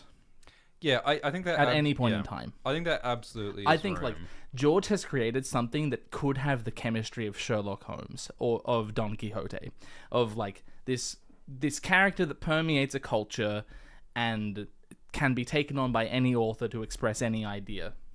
Yeah, Dunk and Egg are such a good, like, well-defined pair of characters that they really could take on a lot of different situations with their unique perspectives. And the format of the novelle lend themselves so well to just like a truncated fable, right? Yeah, it's the way that Don Quixote and Sherlock Holmes and so on do. It's like the Next Generation Star Trek or something, where like these characters walk into a situation. It's like, what's the situation this episode? How are they going to handle this situation? Like, that's the feeling of the 3 Dunk and Egg novellas. And yeah, that's why George has said, I could write 10 or 12 more. Like, you can imagine them taking on so many situations. Yeah. And that's why... That's how I feel about Arya and Bravos as well. Like, of course you could write 100 short stories about Arya's adventures in Bravos. Yeah. And so that's why I think there is hope that A Knight of the Seven Kingdoms could go beyond 3 seasons. They could keep writing. I really hope that George isn't too precious with this property. I think that these characters have so much to give. I do not get the sense that George is too precious with this. Like, he's talking about, let's do a Yi-Ti spin-off. Let's do a Corlys Velaryon spin-off. I mean, specifically, like, the rights to it in the future. Well, he doesn't own them. True. HBO has like to do what they the want. authorship right. Like, they own the adaptation rights. I mean, they... Are you hoping for more books? Yeah, absolutely. From, like, aspiring fantasy authors. It's such a great place to start, right? I would feel so weird reading Westeros written by anyone other than George. Like, TV, I can accept that, like, in my gut more, but for some reason I don't like the idea of someone other than George writing Westeros books. Okay, yeah, I get that. But, It remains to be seen. I'll just put them in my own world. It's still Dunk and Egg, but it's not Westeros anymore. Are you going to show everyone your secret Dunk and Egg fan fiction epic? Not ready yet. I haven't figured out how big Lionel Baratheon's thigh should be. Pretty girthy. I'll say that. Pretty girthy. The Paul Mescal Lionel Baratheon. So I reckon Aerian's looking very scary. I like his Morningstar. Not quite hitting himself in the balls Scary yet. and Arian. We've talked about the Ashford girl. Seeing Egg running with things that are too big for him is always funny. Yeah, so is this like Egg rushing to get Dunk the next lance? Yeah. And like it's countering that earlier scene of him playfully running with the lance in front of the sheep. Yeah, it's not play anymore. Yeah. And that, that's the thing. Like, it starts out as this fun idea. Ooh, what if I was a knight? And then you feel the reality of it. And it's like, oh, I'm going to be hit in the face with something that might kill me. A prince wants me dead. Oh, knighthood isn't all fun and games. This cute girl I met and have a crush on, her fingers are being broken and now I'm going to die. Oh. Being a knight sucks, actually. Is this Baelor and Maekar? Because that's neither of them are Aryan. And they're not the Kingsguard. You And can see the Kingsguard actually in the background. I really like seeing the all-white Kingsguard. And the horses. Yeah. The all-white horses. That's incredible. Because we see like 3 different designs of the Kingsguard in Game of Thrones and House of the Dragon, and none of them look like how they're described in the books, which is all white. And they're like ethereal, ghostly. They're described as like sort of otherworldly figures. Like the White Walkers. Mm. But it's important that they're all white because they represent purity and they represent the white knight, the ideal, the perfection, and of course they aren't perfect. So I think the whole white knight thing is important, so it's cool to actually get to see it. Yeah, I think this could be Baelor and Maekar. I don't really know who else it could be. I think that the shape of that helmet, if we go and look at Valar's head. In this shot, you see the shape of the helmet with that sort of Ah, yeah, like the curves, the streaks. ribbed for the pleasure. Yeah. So those Yeah, sort that's of, like, definitely the same helmet. those That's stripes. That's the Valar. same one there, and like Baelor His armor wears looks a bit different though, doesn't it? Baelor wears Valar's armor. Oh, right, of course. So that is Baelor wearing Valar's armor, knocking Maekar Yeah. off his horse. I think, unless that's Well, it's not Aryan. It's not Aryan. Yeah, it's not Because Aryan Aryan has his swanky dragon helmet and the horse as well. Oh, yeah. Yeah. Okay. So yeah, that's Oh, sorry. Baelor knocking Maekar off his And you horse. can see Maekar's running with the Kingsguard. Yeah, true. Yeah, it makes sense that the Kingsguard would be around the princes. So that all makes sense. And yeah, there's Aryan fighting Dunk. Looking cool. Oh, we didn't talk about this shot before. The spoiler zone. We should have. Are there no true knights among you? Because that's the money shot of the trailer, right? Yeah, it's sort of the money shot of The show. entire story. Because this whole thing is about, how do you be a good knight? What does it mean to be a good person and to use power well? And supposedly a knight is someone who defends the innocent and does the right thing. That's the whole point. But despite this tournament being full of dozens or hundreds of knights who are supposedly better than Dunk and more legitimate than Dunk. Positions are more noble than Dunk. Think about that word, noble. Yeah. It's not just like a rank in a feudal system. It has a moral value to it. And Dunk is drawing into question... Well, George is drawing into question the equivalence between the two meanings of that word. Is nobility noble?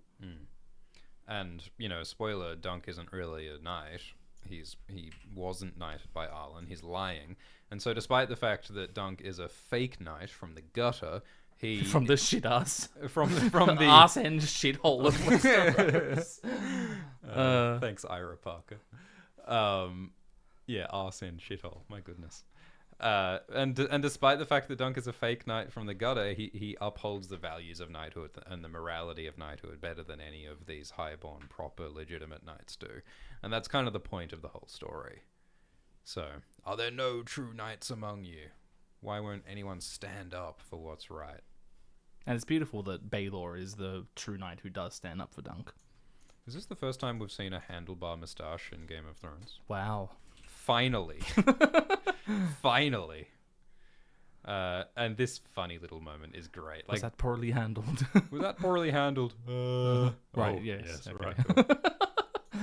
Right. Yeah, they're really giving that sort of like relatable perspective to Dunk. But I hope they don't do that too much, because I really like the dramatic weight of this moment where he's saying, "Oh, there are no true knights among you." I'm so obviously that's cut from a different scene, like Yeah. probably from episodes earlier than this shot is. You have to imagine that after Dunk says this, like there's a weighty silence Yeah. until Baylor shows up. Yeah, because what I don't want is for these big, dramatic, thematically resonant moments To be like Marvel undercut. to be undercut, like Marvel, like Game of Thrones Season 8, by going, "Today, but the dragons are silly." Like, we don't want that It's all undercutting cocks it. in the It's end. all cocks in the end. I'm a true knight, and there's Mushroom bumbling onto the scene. You know why I'm better than you, Varys? Because I have balls and you don't. Like, okay, thanks, English. Everyone's getting a giggle out of that one. We don't want any of that crap undercutting the dramatic weight. And I think in this trailer, the way they've cut it, this joke, I like this joke, It's great for a trailer, yeah. but I think it undermines the dramatic weight of the thing. So, we'll see how they balance humor and drama. Because really, like, the whole, like, first 3 episodes should be pretty Cozy. upbeat, you Cozy. know? I mean, Arlen's dead and Dunk's trying to find his whole purpose in life, but, like, the real scary, dangerous drama only starts after the Tanzel incident with Aerion. Yeah. So. Before that, it's the coming of age story. It's sure, my knight is dead, my father figure is dead, but the world's opening up to me. I do wonder if we'll get more Tanzel, because in the book, like, Dunk gets a crush on Tanzel and they have a little chat, and then Aerion attacks Tanzel and Dunk hits Aerion, and then Dunk never sees Tanzel again. Yeah. And, like, in the later books, Dunk thinks, "Oh, I want to see Tanzel again. I still have a crush on her. Let's go to Dawn so that we can maybe see her again," which is a bit much. Extraordinarily bold idea. It's a bit much to follow her to Dawn, but I do wonder if we'll get more of Tanzel than we did in the book. If he might get to see her again or chat with her again, because it kind of is a large sort of like her presence is sort of lacking in the later part of the book. It would be interesting to check in with her again and to see what's going on after she was attacked by the prince. The story is quite the sausage fest, so the more other people we can insert would be great. How cute is this shot of George with Yeah. Tanzan? And they did find someone She tall. is quite tall, yeah. She is quite tall. So, yeah. And that's about the end of the trailer. What else haven't we talked about? Door.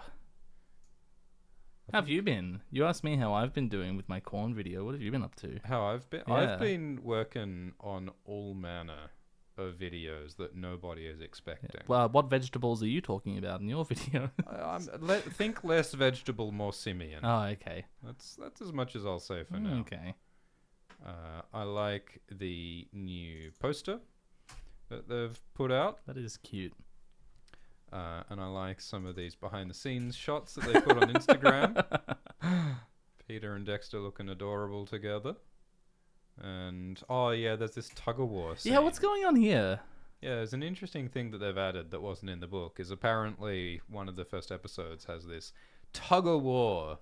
And I guess it's just a bit of fun. There's just part of the tournament. There's some games and there's some frivolities. And Dexter said that this was like the funnest part of shooting was doing the tug-of-war, because it was meant to be like a simulated tug-of-war, but they just were doing it for real. So I do like how rough around the edges this production sounds. it's yeah. So I hope this will be as fun to watch as it was it was for to Dexter make. do. Like my brain's sort of like, I wonder if there's some kind of deeper thematic meaning going on here about power and conflict and competition and class, and I'm sure they could imbue this with a bit of like political meaning if they wanted to. Or it could just be tug of war. Or maybe it's just tug of war and I should come on my farm. That's also possible. All right, I think that it's time to respond to some donation I questions. think we've done enough yapping. It's time to let the people yap. Yes, let the people yap. Let my people yap. All right, so Gosh, thank you all for your kind donations. Yes, and thank you for chatting in the live chat. Thank you for moderating the live chat, whoever's doing that at the moment. Thank you, Grunkledor, who says, "Dear Gly Cooper and Schwevius Raccoonus, That's great. since Glidus refused to answer, does Schwift enjoy any King Gizzard albums? I have not listened to King Gizzard and the Lizard Wizard. Lizard Wizard. Gizzard and the Lizard Wizard. Tell me about King Gizzard, Glidus. I also don't listen to them. You also don't? Yeah. But like, what genre are they? Are they like sort of a I think it's like fabulous rock situation? It's Is a that what they are? nebulous genre fuck, I think. A nebulous is the best genre way to. fuck. I mean, it's proggy in the way that it integrates all sorts of stuff.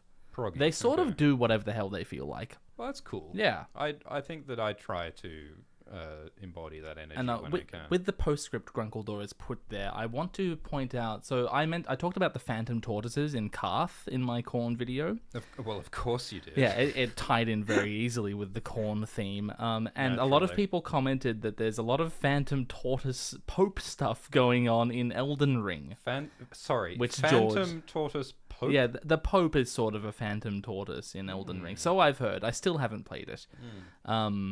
So yeah, that's... and of course, George was involved in the writing of Elden Ring. So It is a true story that you can play Elden Ring co-op, right? I don't know, actually, but I've heard this.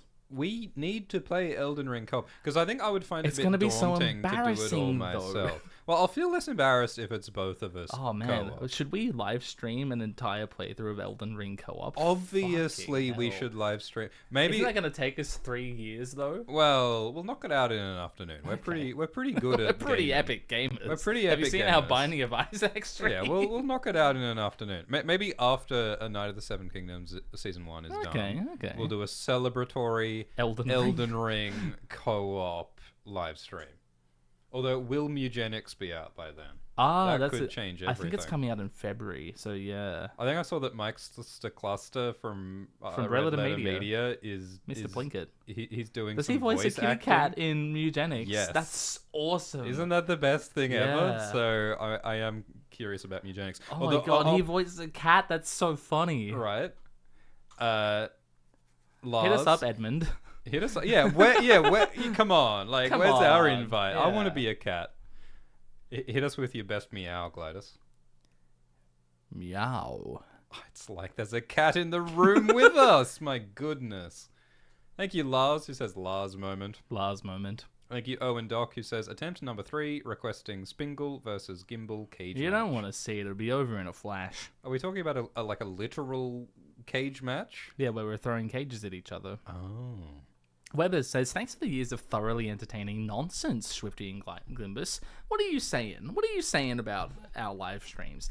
Can you say hi to my wife, Katrina? Hi, Katrina, who has recently got into Asswife fandom thanks to you guys. I love her, and I'm so sorry. That's okay. Sorry, Katerina. Yes, sorry, Katrina, that you're now in this mess with us. Now you have to figure out the difference between palfreys and courses. There's nothing you can do. Sorry. What is a Garen? Is there corn in Westeros? Thank you, Freddy, who says, hello, Glidus-Schwift X and Altidus. Is there a specific scene that you can't wait to see in the show from the books? Can be from any of the novellas. Hugs from Denmark. What do you think? I mean, like I said, I cannot get out of my head the image of the end of the story, the Yeah. final confrontation of Duncan Egg at Summerhall. That's so far off. It's though. it is so far off. We'll probably never see it happen on screen. We'll probably never see it happen on page, but I just cannot get it out of my noggin. As for what's in the books as they exist, the first meeting between Dunk and Rowan Weber. Yeah. That Actually, could the last be meeting. I think that's what I'm looking forward to most. that'd be really fun. I hope we get some flashbacks to the Blackfire rebellions. That probably won't happen in season 1, but maybe season 2, the Swan Sword. It'd be really cool to see Demon Blackfire on And the Red Blood Grass Raven Field with in the live bit of action. steel. It's almost too cool. To do it right, it would be really expensive. And I don't know if Yeah. they're going to have that kind of budget. Because Just they for a flashback, yeah. Because they started filming season 2 now. They're starting to film A Night of the Seven Kingdoms season 2 now. And I don't know if HBO is going to give them Red Grass Field money, big battle money. I don't know if Especially they're going to do while House of the Dragon is going on and while Warner Bros is in receivership. Yes. You know? that. Yeah, so I don't know if we can get our hopes up there. In terms of Night of the Seven Kingdoms season 1, just the scene where Dunk blunders into the room with Baelor and Mykar and Ashford when the grown-ups are talking and he just sort of that is stumbles going to be in. so fucking funny. Yeah. And that's a really important scene because that's the introduction of Baelor and Micah And as the well. entire like political aspect of the plot. So that's really got to like that's got to do a lot of work, that scene, in terms of like characterizing all those people in that whole situation. And this one isn't from the books; it's from the trailer. I cannot wait to see Lionel put the crown on Dunk. That's going to be so funny. And George Martin specifically said those scenes are dynamite. So Yeah. thank you, Brandon the Bard, who says, "Dear Glopuscord and Schwerdy Gurdy. That's fantastic. Oh, I like that. Put that one on the list. What are some of your favorite pieces of music from all of Arswife? They can be diegetic or score. Your choice. I'm partial to the Reigns of Castamere, both for the lore and how Ramin dressed it up." I mean, from Arswife, I mean, the books don't have songs in them exactly. They have a little bit of lyrics. Yeah. I want to hear the rest of the song mentioned in the early books where it describes the last hero riding out against the White Walkers. You in want the that for Battle of the plot Dawn. reasons. You want that for thematic and narrative reasons. Yes. You don't want that for My the music. intentions are not purely musical. I do have what's the word? I have ulterior motives for wanting to hear that. Ulterior particular song. schwotives. Ulterior schwotives. Thank indeed. you. What about you?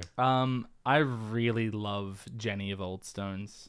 Yeah. It's the best part of season 8. It's the best part of seasons 6, 7, and 8 actually. Yes. Especially the Florence cover of it. Oh, Yeah. beautiful. When Podrick sings Yeah. Never Wanted to Leave.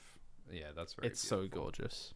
Thank you, Grill Boss, who says sandwich. Interesting. Thank you. How do you pronounce sandwich? Sandwich. Like a witch that comes from the sand. I am a sandwich. Thank you, Luke Xavier 97, who says, "Hello, Gligar and Alt Shinx X. How Hello. hard was it to convince George to insert the character alignment chart in the appendix of wins? Thanks for the streams. Excited for more Dragon Time." Not hard at all. He was extremely receptive to the idea. Yeah. Well, he wanted to include the entire food ranking chart results in there as well. Unfortunately, modern publishing techniques for making books real aren't up to snuff with our food rankings. So they're going to have to publish it in a separate Yeah, volume. you're gonna have to buy the brochure separately. And yeah, we should mention that we're planning to do weekly chats. Right? about- Yes, we should have said that at the beginning. We're bad at this. Yeah, we're going to do weekly chats about each episode. Dragon about the Time is 7 coming kingdoms. back. I think we're still open for suggestions on what this series of chats should be called, because Yes, I please. really like the name Dragon Time, but there are no dragons in this Doesn't show. work for this. And like with Duncan Time, Egg Egg Time, timer, because it's an egg timer. You get it? the Egg Hour, Night Time. We've heard some suggestions. I'm still open to more suggestions on what we should call our Yeah. series of chats about this show. Alan Moore is a wizard. What? Alan Moore is a wizard says, "Yo, gander and slander." I love gander and slander. That's fantastic. Like, do you reckon you do the gandering and I do the Absolutely. slandering, or like vice versa? A bit of a gander, yeah. Moore says, I'll have a look, and you'll have a bit of a critique. Yeah. It says One Piece is almost over, and the Is live it action really? season 2 is coming soon. That's like the death of Queen Elizabeth. Yeah, like that's like shit. the end of an era. Yeah. The end of One Piece. My goodness. Moore says, "Can y'all talk about One Piece? 11,168 chapters aren't that many." Look, I'm willing to take on Attack on Titan for your benefit. I'm not doing One Piece. Yeah, I recently finished watching Attack on Titan, which is only like I think the second anime that I've ever seen. The first anime I ever Really? saw start to end was Made in Abyss, which is an extremely weird choice. Have you for a never first Have you anime. never watched Death Note? I've never watched Death Oh Note. my god. Death Note, I think, is like at the top of my list for my next anime. Dude, to you could watch it in a weekend. Yeah, It's one hell of a weekend. yeah. No, I do intend to watch Death Note. I also have been told to watch Full Metal Alchemist Brotherhood.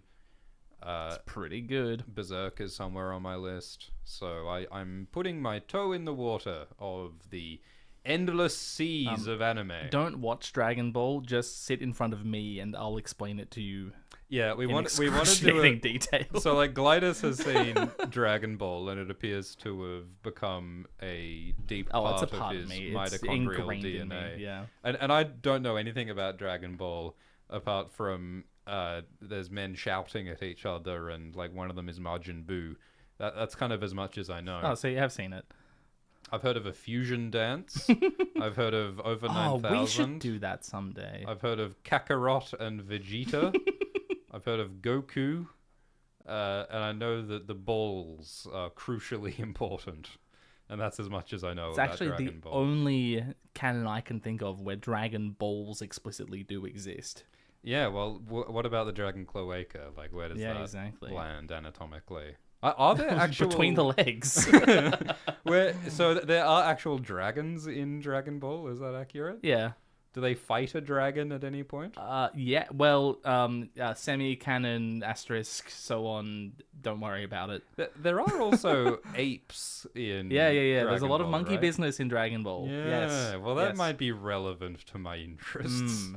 Can I just watch all the monkey episodes of Dragon Ball? That itself may take several years. Well, time to deepen my research. No, we're not going to talk about One Piece. That's just never going to happen. Thank you, King Uncaged, who says, does Glombus have perfect pitch? If yes, how does it affect your reading experience? If no, do you seethe with envy at those who do? Okay, wow, I can't... Has anyone ever asked me about this before? I have relative pitch, but like really good relative... I hate talking about this. This makes me sound like such a wanker. I have very good relative pitch to the point of like functionally being perfect. What's the difference between relative pitch and perfect pitch, Glidus? Perfect pitch is... Oh god, I wasn't prepared to talk about this today. It's a baseball term, right? That's right. It's when you throw the ball so good that there's no way the batter couldn't go out. That's my favorite character in Attack on Titan is the baseball monkey. I Sorry, need go to on. watch this See, show. Oh I'm my God. telling you need to watch Attack on Titan, the baseball monkey show. I see. The difference between perfect pitch is sort of like an innate recognition of what pitch a sound has. So perfect pitch, you hear a sound and it's you like, know oh, that's an E flat. what note it is. A, Relative B, C, D, E. pitch is like I have a grounded pitch in my head that I can relate any other pitch I hear to, and because I'm good at recognizing intervals, that lets me determine what the pitch is. So it's functionally pretty much the same for like most purposes. Glidus, I have a question. What's that? In between the white notes on a piano, Okay. there are black keys Some of them, yes, most that of are them. the sound in between the white keys. That's okay. Why are there black keys in between some of the white keys, my but not God. all of them? What happened to the my missing God. black key? Can you answer this Okay, question? so the thing is... Can you answer this question in less than 3 sentences in a way that I'll understand? I'm not going to tell you what happened to them. Nothing Okay. happened to them. The way a keyboard is laid out Yes. is such that you can recognize where the pattern repeats. If there was a black note between every single pair of white notes, then there'd be no visual distinction between any area on the piano. But isn't like the pitch between all the notes like equidistant? Isn't there an equal Yes. distance in frequencies? That's correct. So- Okay. So in music, there are 12 pitches in the way that we typically organize music. Yes. That's 12 tone equal temperament. Don't worry about all that. I added complication for no reason. Disregard that. But in a key, the way we usually organize music, there are only 7 notes. Do, re, mi, fa, sol, la, ti. Right? 1, 2, 3. Do, re, mi, fa, sol, la, ti. Do. We go back to do, right? So there's 7... So we divide the frequency spectrum into 12 equal steps. 12 steps. And then it repeats, and that's what an octave is. So, like, we repeat, and we're back at the same note. Wait, how does the 7 relate to the 12? Okay, so of those 12 notes, 7 of them are going to be in the key, and 5 of them aren't.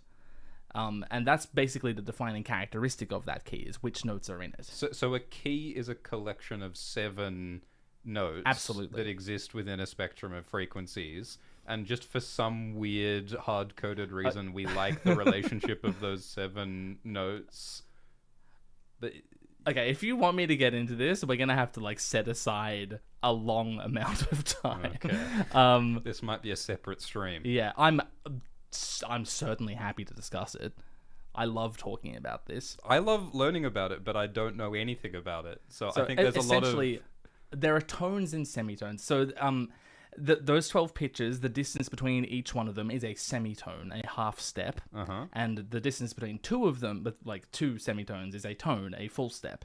And the major scale, which is the basis of most music you've heard in your life, is full step, half step, full step, full step, full step, half step. So and that comprises 7 notes that repeat at the octave, and because some of those are full steps, it leaves out the half steps in between them, right?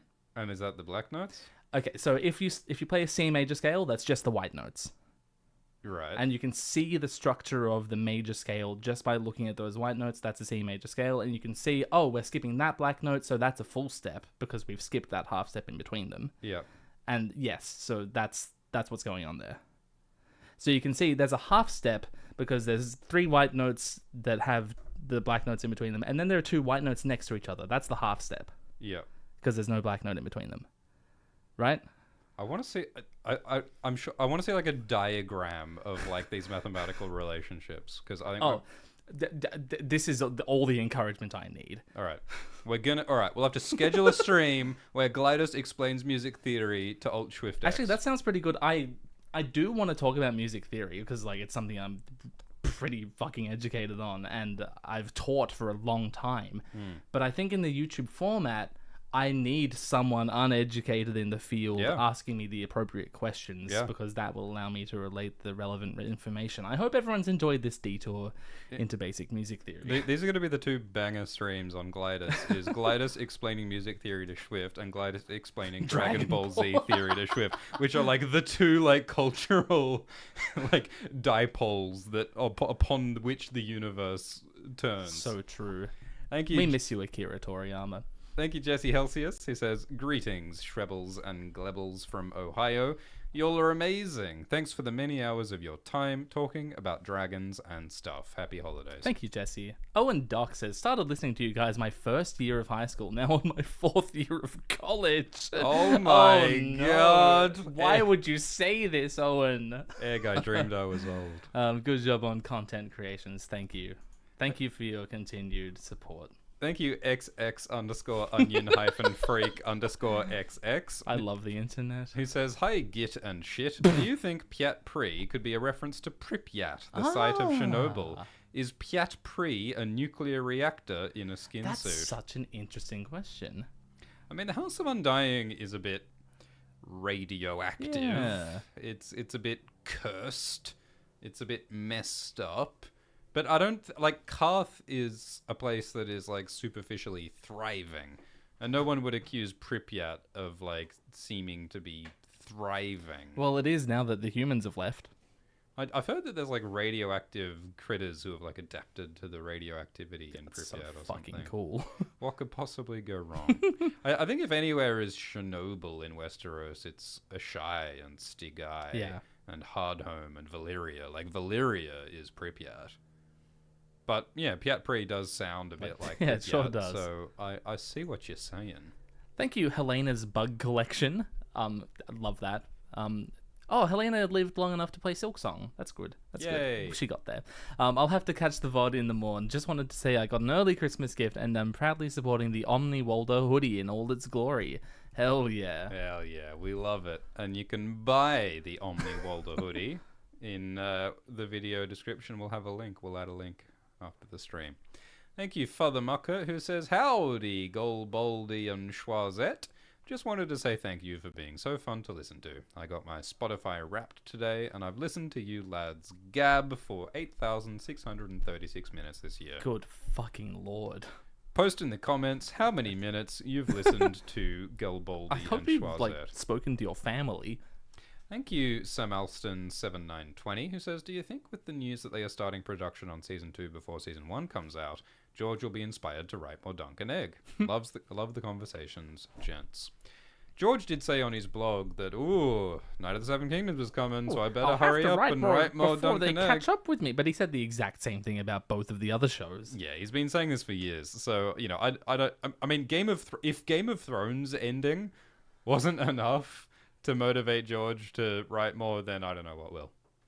Thank you, Copizoli, who says, "Glykar and Shwaylon, looking forward to rewatch the stream in the afternoon. Many thanks. You'll scratch my need for this level of deep dive." Did you skip one?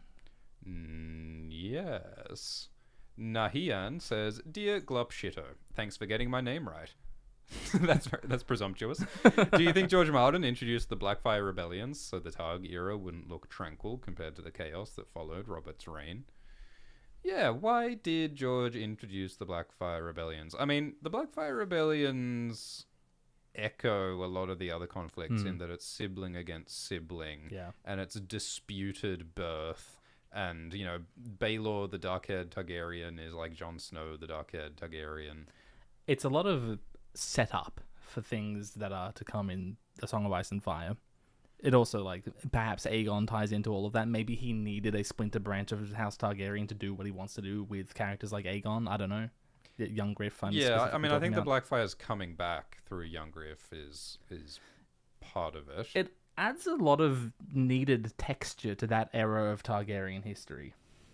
I think that one of the fun things about the Blackfire Rebellion is the idea that what if the Blackfires were right in that maybe the Targaryens and Daeron II the Good, maybe Daeron really was the bastard, and maybe Daemon really is the true-born rightful king, and wouldn't it be funny if Daenerys gets the throne and then Daenerys finds out that she comes from the illegitimate branch, and young Griff is in some sense more legitimate than she is? I think that would be funny, because part of this series is about undermining the whole idea of bastardy mattering and blood mattering, and you know, so Jon Snow embodies that challenge to Daenerys in a lot of ways. So I think those are all like interesting ideas, how the Blackfire Rebellion might be not only like thematically similar, but it could also be directly impacting the plot of Jon and Daenerys through young Griff and through the modern history. Personally, and we've spoken about this before, I prefer the idea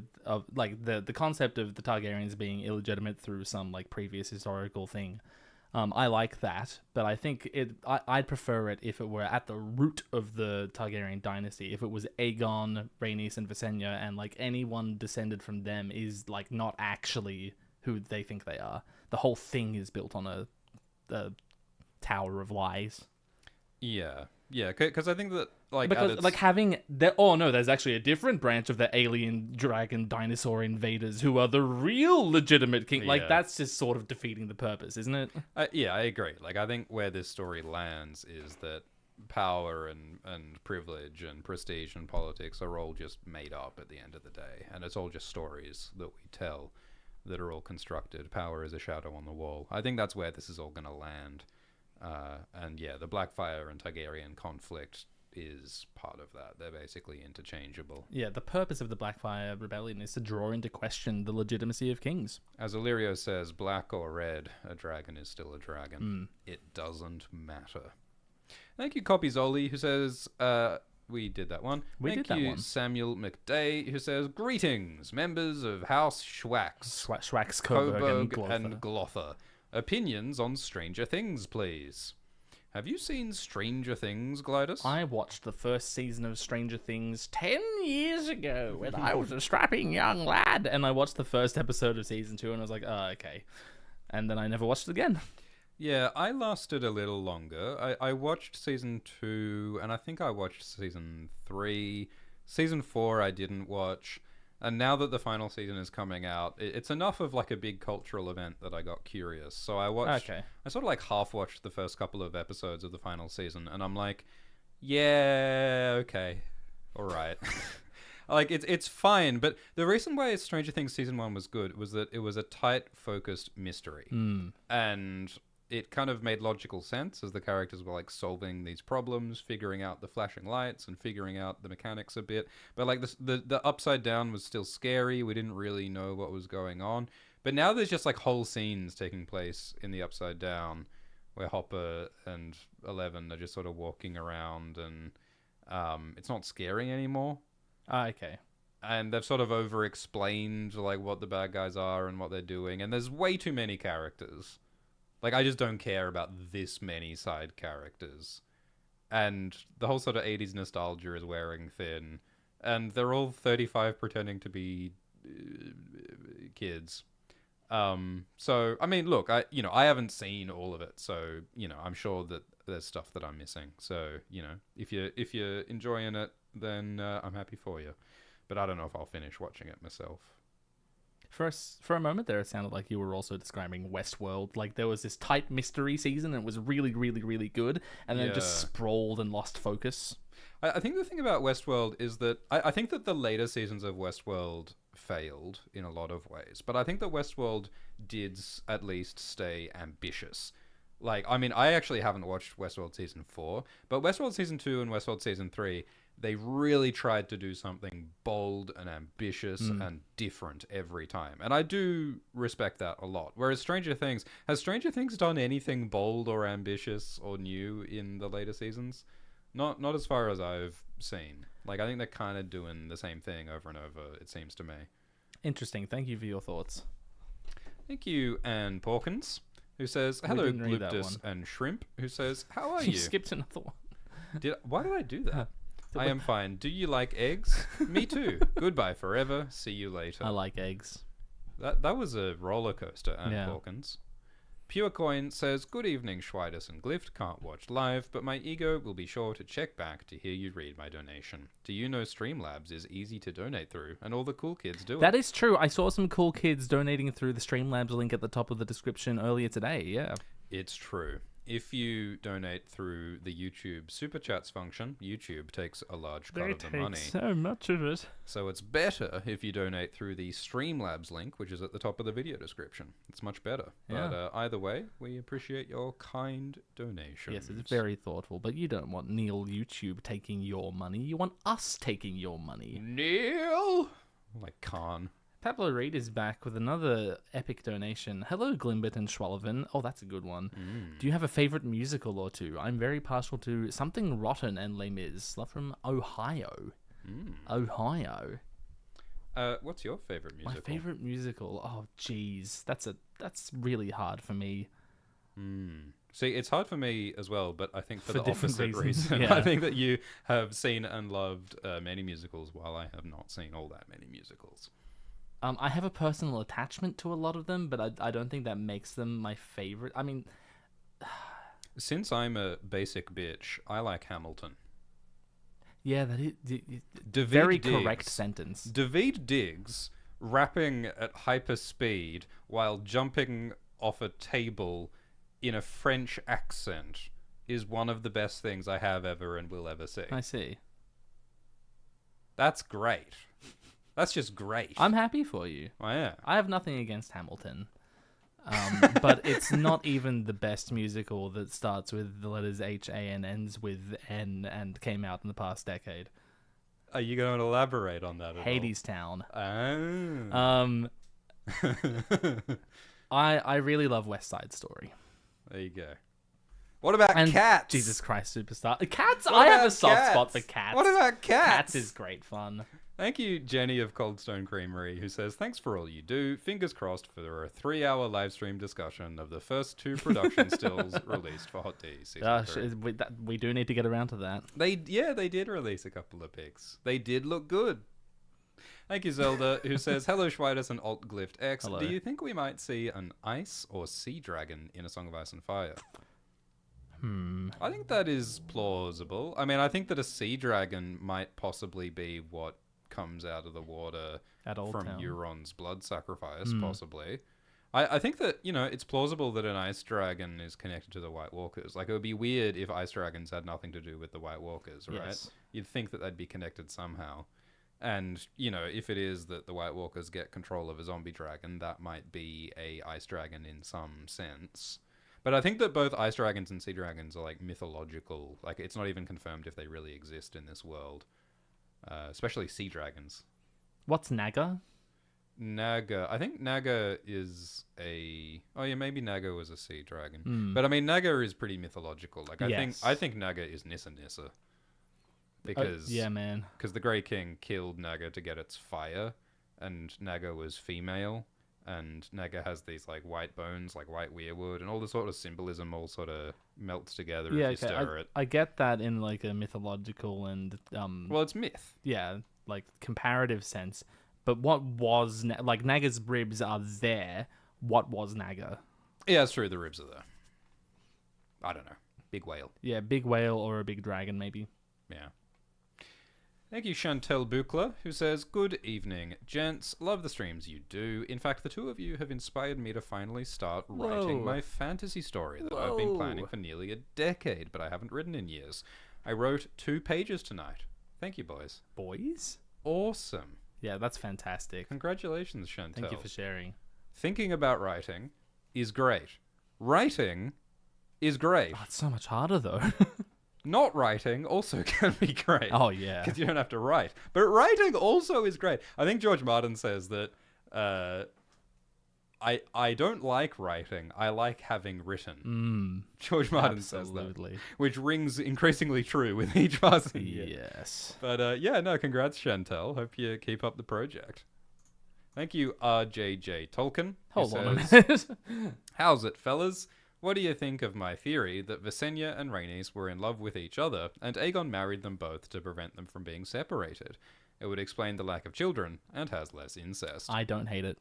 I mean, it is implied that Rhaenys had several gentleman friends. Yes. But, you know, that doesn't preclude her being in love with Visenya.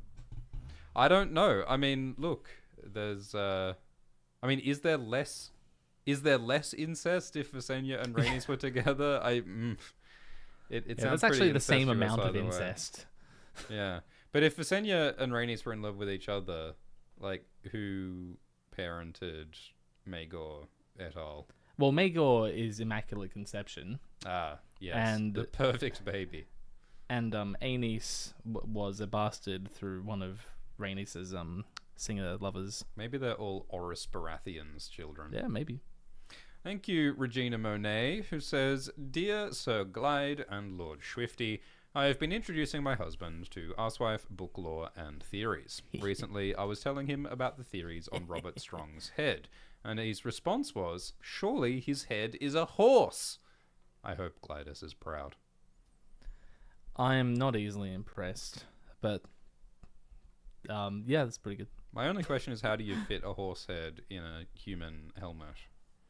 Is it Well- a very tiny little horse? It's Robert Strong, so it's got to be a really big helmet because Gregor Clegane's, huge. He has a famously large Yeah, schnoz. horse-sized head.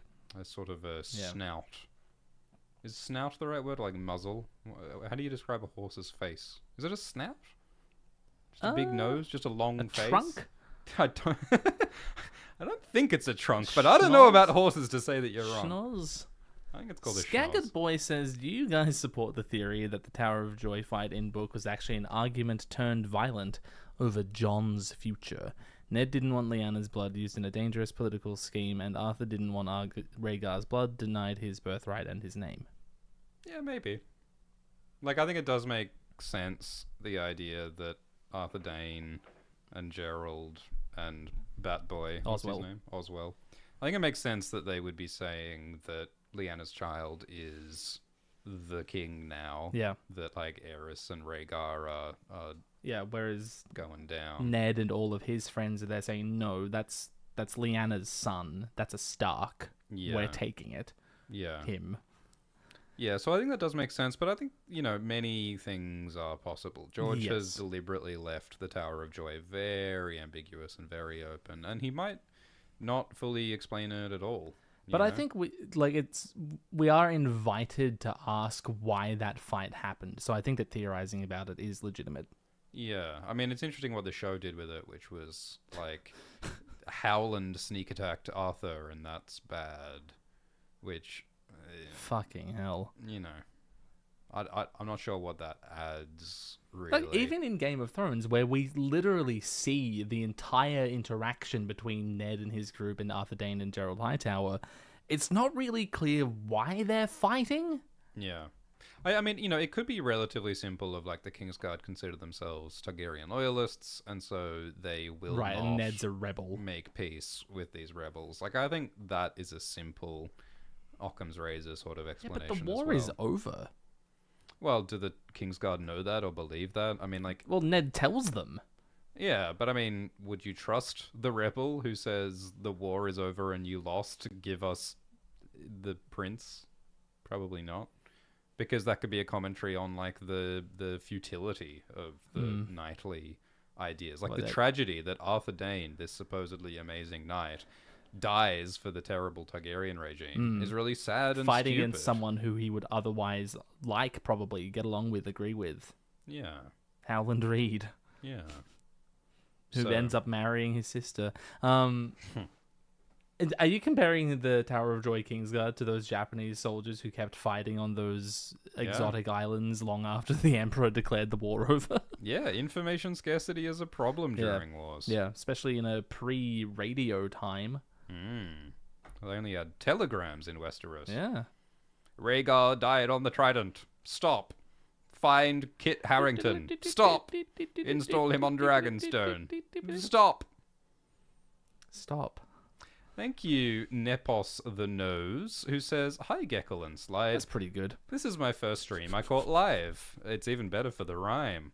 Would you guys ever consider doing a Dungeons and Dragons video with maybe other friends or YouTubers? Also, thank you for all your videos. They make me whole."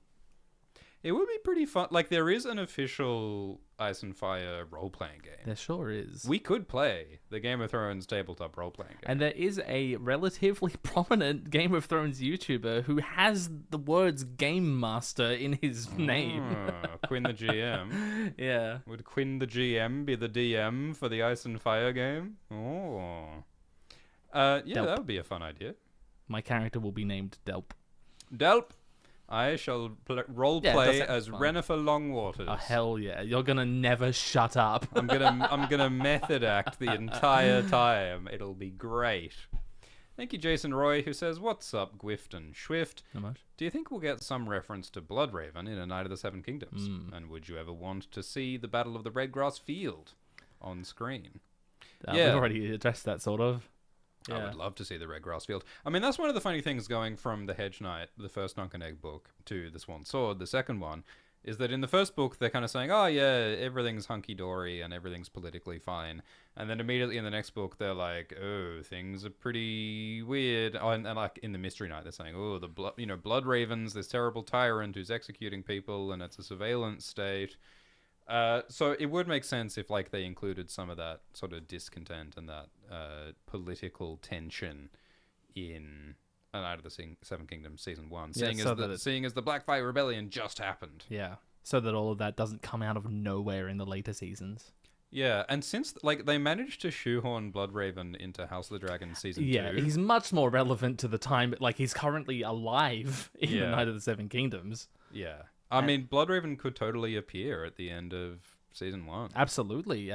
Spoiler, yeah. And they are going to need him in the Mystery Knight anyway, so why not cast him now? So, yeah, I mean, Bloodraven could totally be mentioned. I hope so.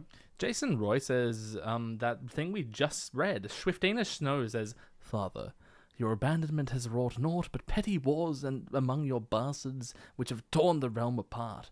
I have eloped with a bastard of Glidus. We're starting anew on the Summer Isles. Farewell." Godspeed, Swiftinia Snow. May the seven be with you. I hear we may one day share a grandchild, Lord Swift. What's that from? That's Game of Thrones. That's Charles Dance. Yeah. And the Queen of Thorns in season 4, isn't it? Yeah. Thank you, Kitty97 Cat, who says, "Hi, sweepstakes and giveaway. Glad to catch another stream. The Beggar King was my number 3 artist on Spotify Wrapped this year. Hey, that's Love me. you both." Carl Ragat, that's me. Thank you, Carrie Doan817, who says, "Sandwiches are named for the famous Sir Reuben Sand, the natural son of House Witch." Of course. Who didn't want his cards to get greasy? Thank you, Chris Seneth, who says, "This new show will help with the January post-holiday blues. I know it's not about Dunk and question mark, but do you think if Joanna Lannister had lived, she would love Tyrion? Or was she like Tywin? Really curious what you both think." Yeah, I mean, it would have definitely been a more complicated family dynamic because Tywin hated Tyrion partly because Joanna died birthing Tyrion. Mm-hmm. So one might imagine that Tywin might have hated Tyrion less, and one might imagine that Joanna would have no reason to hate her son. So, maybe it would be a happy family. But, like, I don't think that Tywin just, like, magically became an asshole the day that Joanna died. Like, I don't think you just become that fucking evil. All Like, of a obviously, an sudden. event like that does play a major role in your life. But yeah, you are the person you are. Yeah. The So, way you react to something like that is heavily informed by who you are. and all of Tywin's prejudices against Tyrion, like those would all still be there. Yeah. Most of them, I think. So I think it'd still be a very messed up family. And Joanna's personality is still a giant question mark. Yes, she's one of those characters that a lot of people feel like they know a lot more about than they do.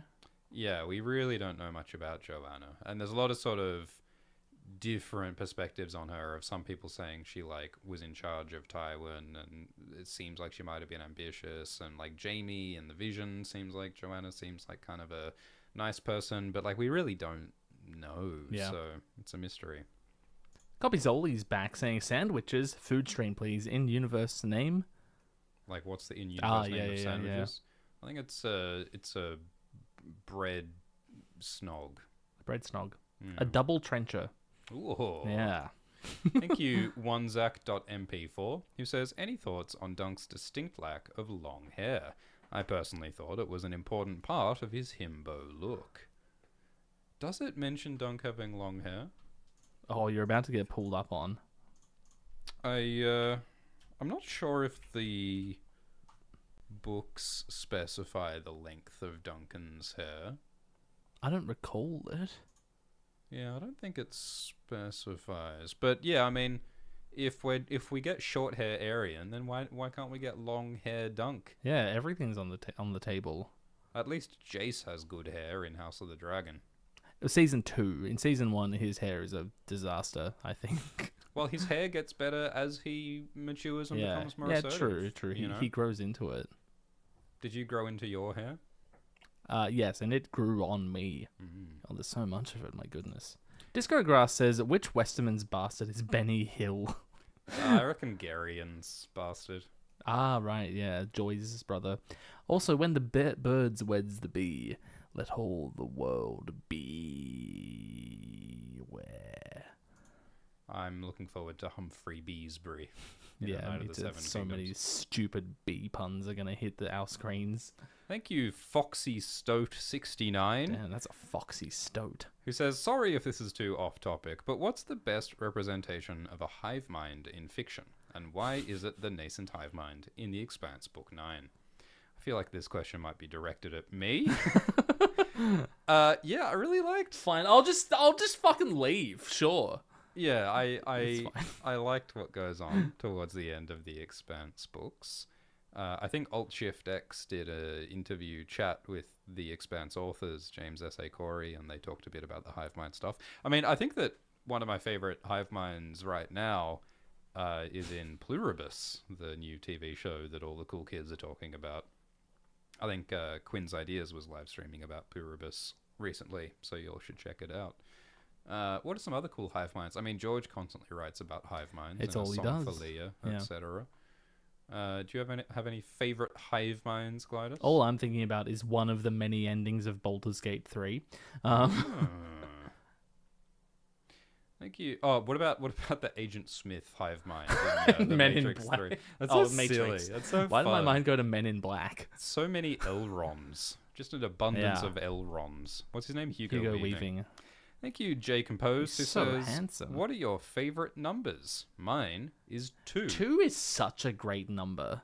So that's a great one. Good for you. I have a bone to pick with the number 17. Yeah? Because I believe that people believe that 17 is the, quote, most random number. Like, I think this is a testable hypothesis. If you go up to a bunch of people on the street and say a random number, I think that 17 will come up more often than other numbers. People, if you ask for a random number, people are not going to say 10. People aren't going to say 20. They're not going to say 10, they're not going to say 20 because they're too round. 17 sounds random. Prime numbers sound more random than non-prime numbers. So my hypothesis, I want someone to go and do this experiment, is that some numbers like 17 are considered more random. And I think that's fascinating, and I think it's an area that needs more research. Interesting. So that's your least favorite number because you think people overvalue its random feelingness. Yes. Do you have a favorite number? Pi. Ugh. I'm going to go with pi. 0. Thank you, Jax Waters, who says, "Hey, Sloosh and Gloosh. Thanks for all the hard work. I've been wondering, why was Bobby B sent to the Eyrie as ward? He's the firstborn son. I would figure Stannis would have been sent." Well, there was a time when the Southern ambitions was happening and people wanted even closer ties than usual, so maybe that's why it was a firstborn son. And he's of an age with Ned, right? I think that would be in consideration. Because Stannis is some years younger. Oh, yeah? Could be. I reckon John Aaron is just pulling strings. I think that's John Aaron's doing. Thank you, Bonesaw McGraw 6101, who says, "Can't wait to see Bobby B's head under Robert Strong's helmet should winds come out. Assuming the head that went to Dawn was Gregor's. It fits."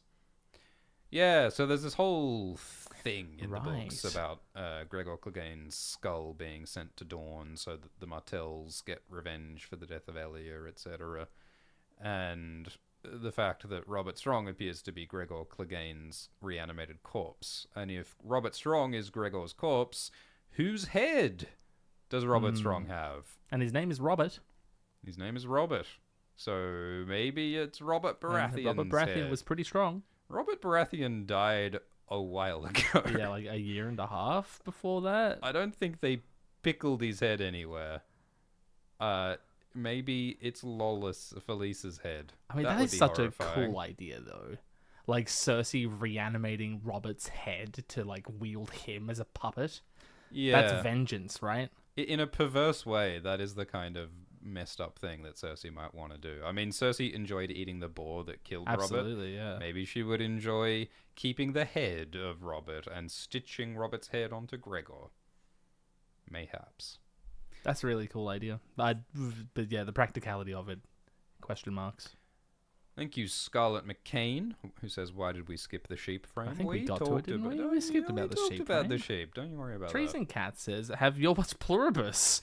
I found it especially fascinating after hearing us talk about hive minds. Perhaps we have a hive mind with trees and cats. Perhaps the fucking live chat is a hive mind. You ever think about that? Yeah, Pluribus is a new show streaming on Apple, and I like it a lot. I haven't gotten around to watching it yet, but I'm going to. I think like definitely at least give the first episode a watch. It's one of those like surprising character in a situation, what is going on, big mystery. It's kooky. It's from the creator of Breaking Bad, Vince Gilligan. Right, yes. And I'm enjoying it so far. I'm not sure if it knows where it's going, but I am enjoying it so far. I recommend Pluribus. I think Vince Gilligan, like that lends it a lot of credibility, right? It does. It does. Thank you, Big Brand Pizza Man, who says, "Finally caught a live stream. What's your favorite region of Westeros in terms of lore?" In terms of lore. I like the north. It's got to be the north. Yeah. I like the north. What's in the crypts? What's in the wall? I like the north. What's on Skagos? What's on Skagos? Big bucket wool. The Barrowlands. Big bucket wool. The Neck. The Neck. Greywater Watch. Moat Caelan. Even like fucking White Harbor. What a cool idea to have like a southern lord transplanted into the rich lord, the deep dark north. The Wolf's Den. The Wolf's Den. The Dread Fort. There's just so much cool stuff going on in the north. How can it not be the north? The Hornwoods. The Mormonts. The Riswells. The Glovers. It's all happening in the north. Thank you, Green Honey, who says, "G'day, Schwodo and Glam. How quickly will you read/eat T-Well?" That's a great question, actually. I'm just imagining myself sitting there reading each page of The Winds of Winter, and as I read each page, I rip it out of the book and hand it to Glidus to eat. I think that would be very fun. That's what we're planning to do. There's no telling how long it's going to take. Thank you, Patty, who says, "CH rocks." Thank you, Kat, who says, "Hello, lads. Can't wait for the 3-hour sandwich discussion. Indeed. Immensely enjoyed the Gwingus Silk Song votes. Oh, thank you. Chat, vote Silk Song and Blueprints in the Game Awards." I think these question marks are emoji that people are putting in their super chats that isn't coming through to Streamlabs. Thank you, Muad Weeb. Muad Weeb. Nice. Who says, "Seeing Kiera makes me think we could see Daron." Oh, we're definitely going to see Daron. Daron the Drunken. Yeah. Or King Daron the Good. Oh, right. Yes, of course. There are 2 characters called Daron in A Knight of the Seven Kingdoms. House of the Dragon moment. And there's a character called Daron in House of the Dragon. Yes. Just to keep things confusing. There are no Aegons. Oh, they're fucking hell. Of course. God, there are too many fucking people. The fucking Targaryens, blonde people. Get some more names. God damn it. Belandra. Belandra's right there. George Martin made a decision to have emulate. multiple characters with the same name. To emulate For real reasons life. of historical accuracy. And I think he maybe shouldn't have. Because it's confusing. One Hand Gaming says, hello, Swifty Heineman and Glidus Savage. Okay. It was precisely 29 minutes and 19 seconds into episode 3 of Dragon Time when the declaration of Glidus Corn video happened. I believe that's when you asked me to stop telling you about Corn. You've given me too much power because I shouted at you to make a Corn video. And then you did. It did take me a year and a half to get around I think to it. that's too much power for one man to have. No, I need someone yelling at me to make videos. Thank you, Rosaria, who says, hello, Glimbo and Schwimbo. Hi. I think they gave the Targaryens in the shows short hair because they knew they couldn't compete with Glidus. True. Thank you, Marshall Lokes, who says, hey guys, on my most recent read-through, I couldn't help but detect some kind of romantic/promiscuous dynamic to Dunk and Prince Baelor's relationship. Was wondering if you could cover this. Thanks. I think you're going to have to cover that one with fanfic. Yeah, I didn't notice romantic tension between Dunk and Baelor. I think Baelor is someone who listens attentively to everybody. Yeah. And I think sometimes there are people who are so attentive and engaged and like empathetic that can be mistaken for romantic interest. Sometimes people are just really engaging. Yeah, and charismatic. And I think, as I was talking to you earlier before the stream, about how George gets us to think of Baelor as this great man who could be a wonderful king through this quality of attentively listening to everyone and their needs and helping them. Just like that's how he convinces us that this guy is the best he possibly could be. So, some people just genuinely, deeply, viscerally care and are engaged with every person they meet. And it's I think not about having sex with them. Yeah, I mean, it can be, but it's not necessarily. Yeah. And, like, I think that's a quality that Baelor has. But, look, don't let that stop you. Yeah, from don't let us writing yuck your fanfic. yum. Yeah. Thank you, Mole of America, who says that the severed head is the puppet from the dragon play. Yeah, I think that's probably true. Yeah, and it's just Dunk contemplating it. I'm coming around on that, yeah. Thank you, TF, for a That's very very generous generous. donation. Thank you so much. Who says, hey, Schwimpop and Glimpop, which A Song of Ice and Fire fan theory has caused you the most psychological damage? We're too close to it. And which of your theories do you think has done the most psychological damage to everyone The answer else? for me is the same, like, to both questions. It's the horses. The horse theory, yeah. The most psychological damage. I mean, I think the Tyrion Targaryen thing is something that I've gone back and forth on for years. Like, there have been periods of my life where I'm like, yeah, maybe Tyrion is a Targaryen. Really? And then there's times when I'm like, no, Tyrion is absolutely not a Targaryen. Ashara as Jon's mother. Like some of those old classic ones. No. The one I think that has done the most damage to me is Dario is Euron.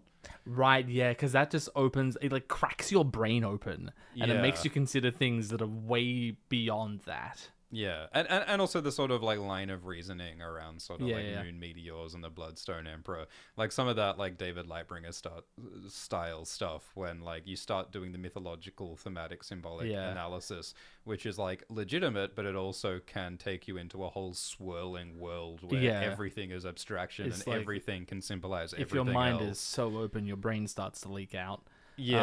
So that can be taken too far. I think of Dario equals Euron as like the atom splitting of this community. It's like from there, anything is possible.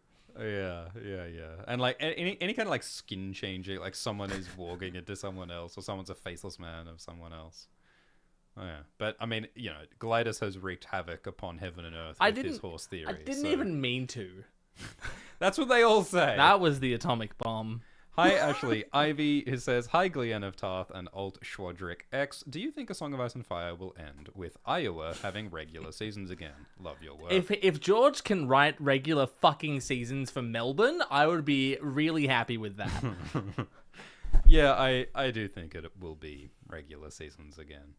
And I do think the dragons and the White Walkers will go away, and it might be a little bit like the ending of Attack on Titan, but that's another story. Oh, I better watch that then. I heard a rumor that my evil half-brother Alt-Shift X did a patron-only live stream about Attack on Titan and the similarities between Attack on Titan and Game of Thrones, of which there are many. So patrons of Alt-Shift X could check that out if they so choose. Hermione Lannister is here with a super chat after having her teeth repaired.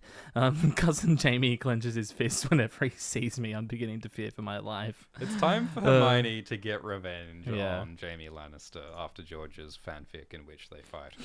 Thank you, Egg the Unlikely, who says, Hello, Schleinies and Glizenia. Who's your favorite Targaryen that doesn't appear on screen whatsoever? Ooh.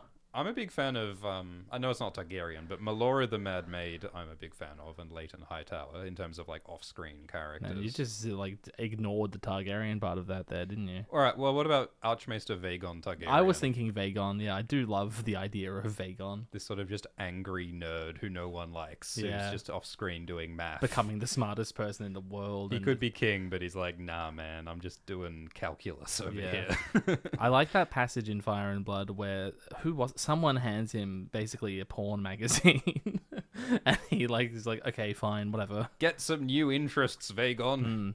Thank you, Stansky, who says, what odds can I get that House of the Dragon is going to end with Alicent... Well, spoilers for House of the Dragon coming in hot. Here we go. Spoilers for House of the Dragon. Alicent ignored by Aegon III, hiding the Catspore Dagger prophecy in the Nymeria book, in place of the page that Rhaenyra tore out, then jumping to baby Rhaegar, discovering the prophecy years later. Okay, yes, you sort of had me until Rhaegar, and why would Rhaegar be reading about Nymeria? I don't see the connection there.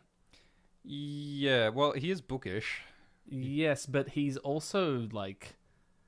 Nymeria is such a strong thematic idea that Rhaegar doesn't really align with. Yeah. I think. It would be, yeah, I'm not sure why Rhaegar would look in that particular book.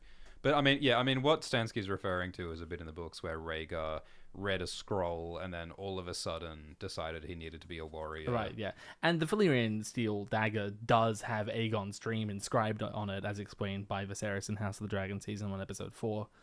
But that isn't in the book, so we're like mixing book Yeah. canon and show canon in a way Well, that, you know... House of the Dragon has House of the Dragon canon, and that is House of the Dragon canon, so I see where that's going. I imagine most viewers being confused if this happened on screen. Imagine the scene that has to, like, clarify who Rhaegar is.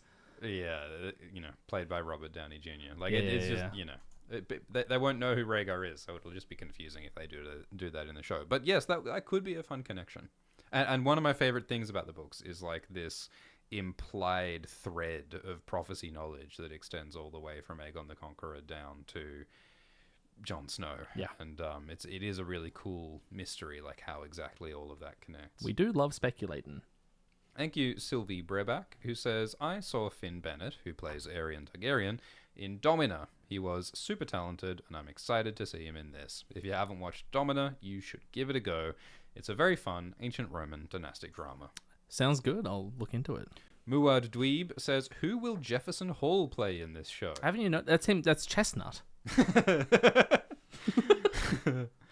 Thank you, Monotreme Foolishness, who says, Dear Glitus, Whitus, and Triblidon, a few years ago, you blessed my midterm. I have aced every test since, and I'm now on the cusp, the very precipice of receiving my literature degree. Thanks, bros. Congratulations. Congratulations. Keep acing it.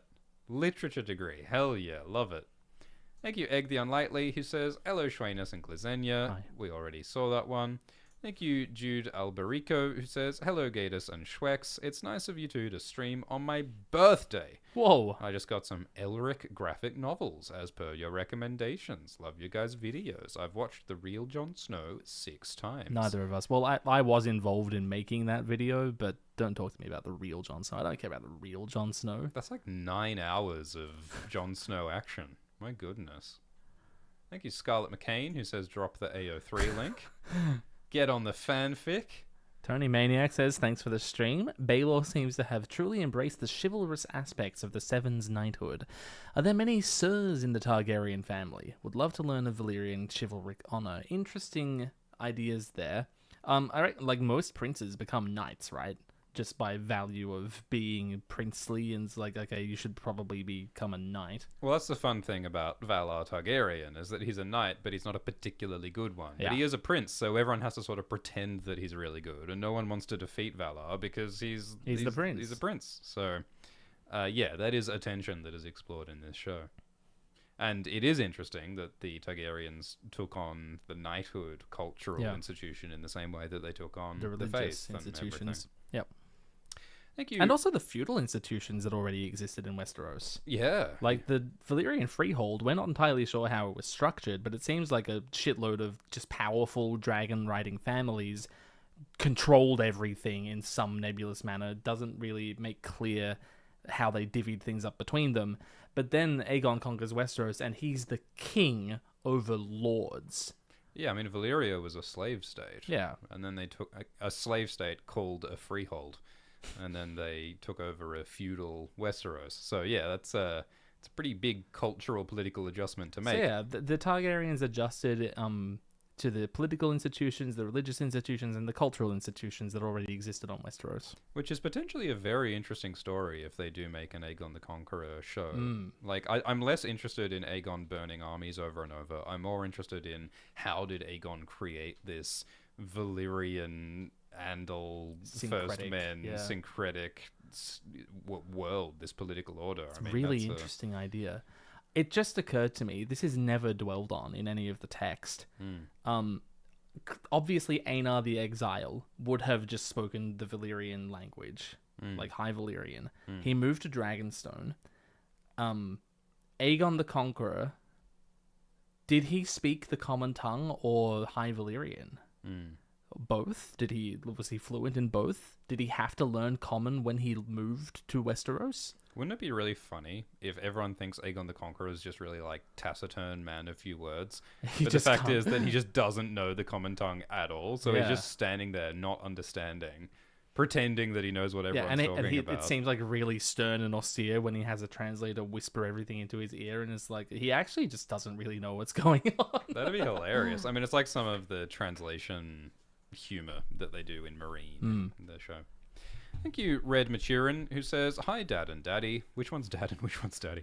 Do you think... I think we know which one's Daddy. Oh my goodness. Do you think Azor Ahai is already fulfilled? If Dunk had to make choices re-egg at Summerhall, or Rhaegar and Lyanna, creating those cries of pain and ecstasy, creating Dany and Jon, who are themselves Lightbringer. That was a lot of commas doing a lot of work in that sentence. Is Azor Ahai already fulfilled? I mean, I think the myth of Azor Ahai is about sacrifice for power. Yeah. And I think that happens in every book that George Martin has written. Kinda. So has it already happened? I mean, Rhaegar's death was a sacrifice. I mean, Summerhall was a sacrifice that resulted in Rhaegar. And, you know, Daenerys sacrificed Miriam Azdur to make dragons hatch. Jon sacrifices himself, sort of? Yeah, I think sacrifice to create power is something that has happened many times in the story and will happen many times again. So, yes. Yes. Thank you, Slimy Hazard. It has been fulfilled and it is yet to be fulfilled. Who says, "Love y'all's live stream. I remember that your first live stream like it was yesterday. Whoa. I love these books dearly, and hearing your laugh and analyze this series keeps my infatuation alive." Me too. It's so much easier to be engaged in this when we're talking to each other. Keep that infatuation fat. That's what I always say. Man. Thank you, Steve Streams, who says, first live stream, take my money for the 1,000 plus hours of entertainment and dad Dad jokes. jokes. We're cool. We're your cool older brothers. Don't you get that? Quick question. I always thought of myself as the cool grunkle, but you know. Okay. Cool grunkle. Quick question. Cool step half grunkle. How the F does Melisandre not know about Dany?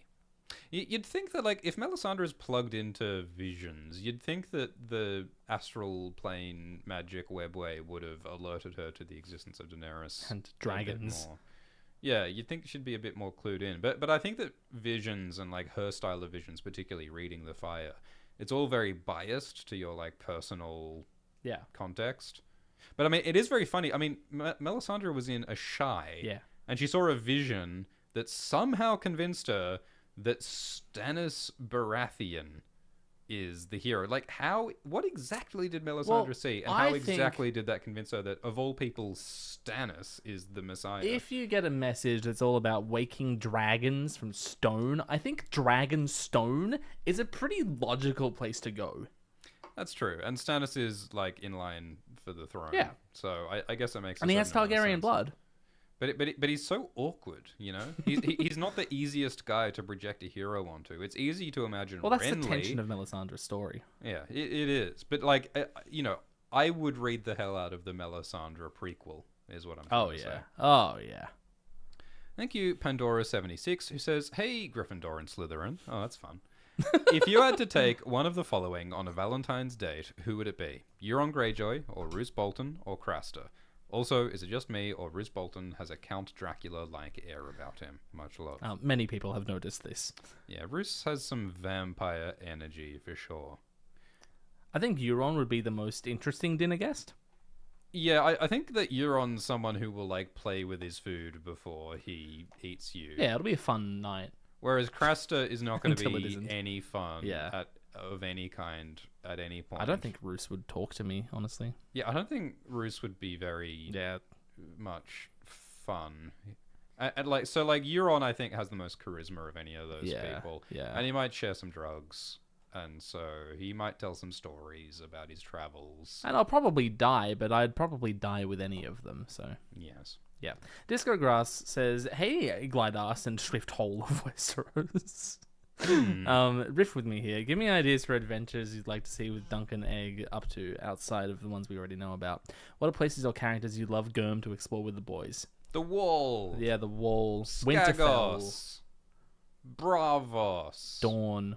The mazes of Lorath. King's Landing, actually. Like, where's the novella where Dunk has to get used to courtly life? Yeah. That sounds fantastic. I want to see Egg teach Dunk which one is the dessert spoon and which one is the salad fork. Fantastic. Old Town. Yeah. With Maester Aemon. I think, like, Dunk, becoming a Kingsguard would be great. Because presumably Dunk was a Kingsguard before he was Lord Commander of the Kingsguard. One would think so, yes. So I would love to see how all that worked. And that means that he's subordinate to a different Lord Commander. So that's an entire different social dynamic that we're yet to explore. Dunk's loyalty's divided. Yeah, between Egg and the Lord Commander and whoever's king at the time. I hope there's a bit where Dunk gets a bit too soft, like he gets too comfortable with, like, the luxuries, like the higher social status. Yeah, considering how far he's risen, yeah. Like, I would like there to be a story about Dunk having to remember his roots. Remember again. Arlen. Remember Arlen. Remember Flea Bottom. Remember Tanzel. Yeah, I mean, Tanzel's got to reappear. And we've talked before about how the whole sort of Rohan situation is interesting. Because Rohan has a whole history, and she's the grandmother of Jaime and Cersei, so that's interesting too. Thanks, John Cleese Mog 4365. Hi, Alt Schwerix the Glall. Oh, good one. Since you guys chatted about Artemis Fowl recently, who do you think would win between Butler and the Mountain? Well, Butler has quite a lot of guns. Yeah.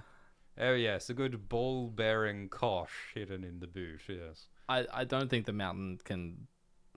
I think Butler would shoot the Mountain several times in the chest and head.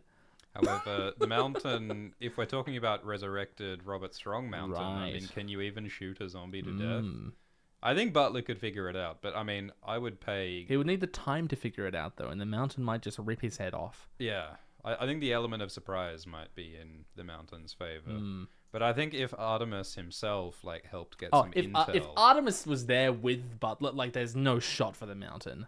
because like Artemis's whole thing is like learning about the supernatural to defeat it with technology. Yeah, so yeah. it's doable. Thank you, Egg the Unlikely, who says, "Hello, Glidus and the other guy. Wow. Do you think that Baylor Breakspear is secretly alive and Delp?" I love Delp as like it's almost like a verb, you know.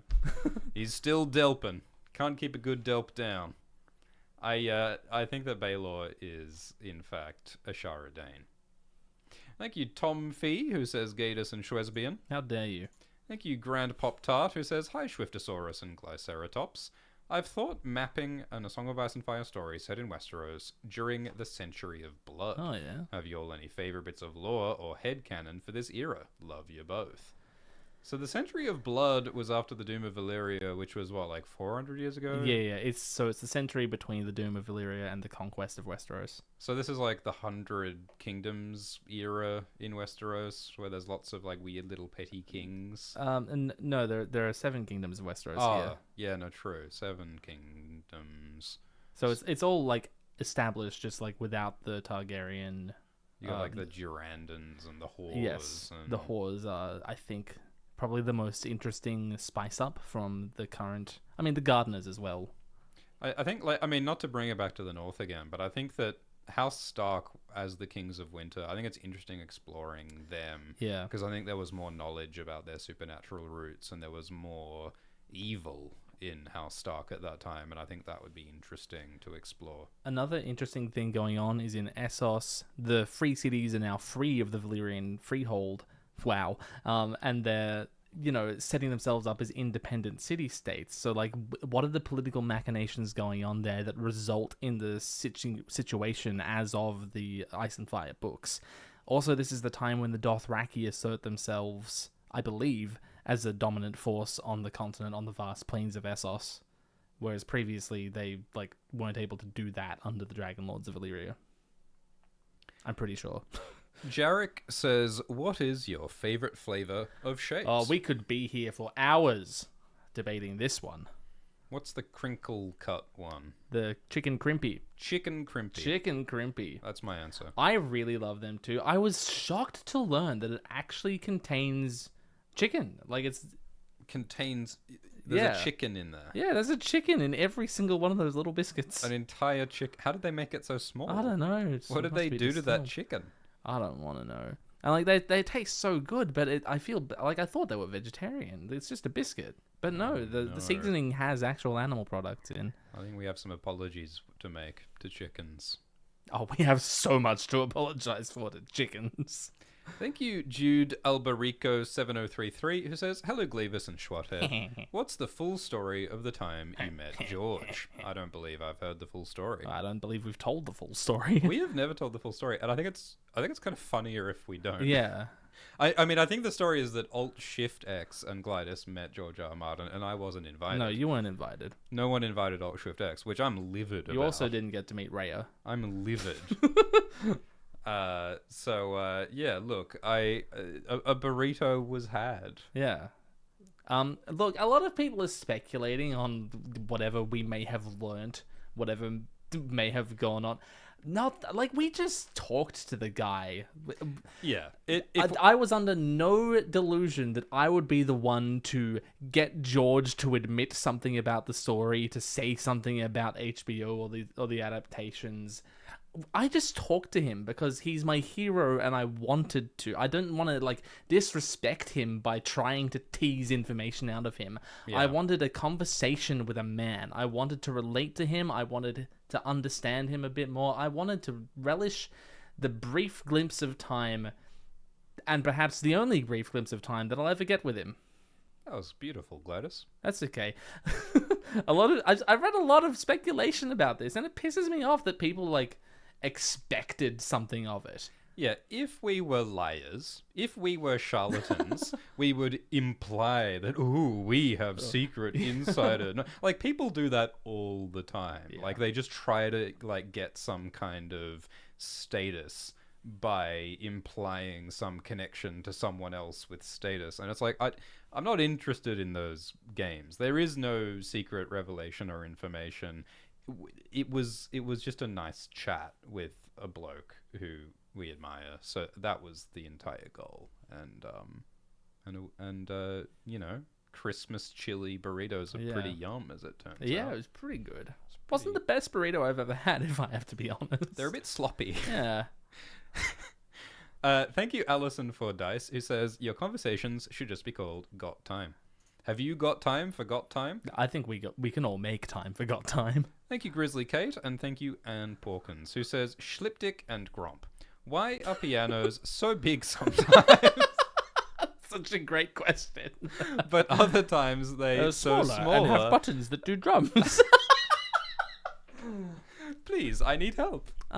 Look, sometimes, you know how there are different breeds of horses for different purposes? It's the exact same as that.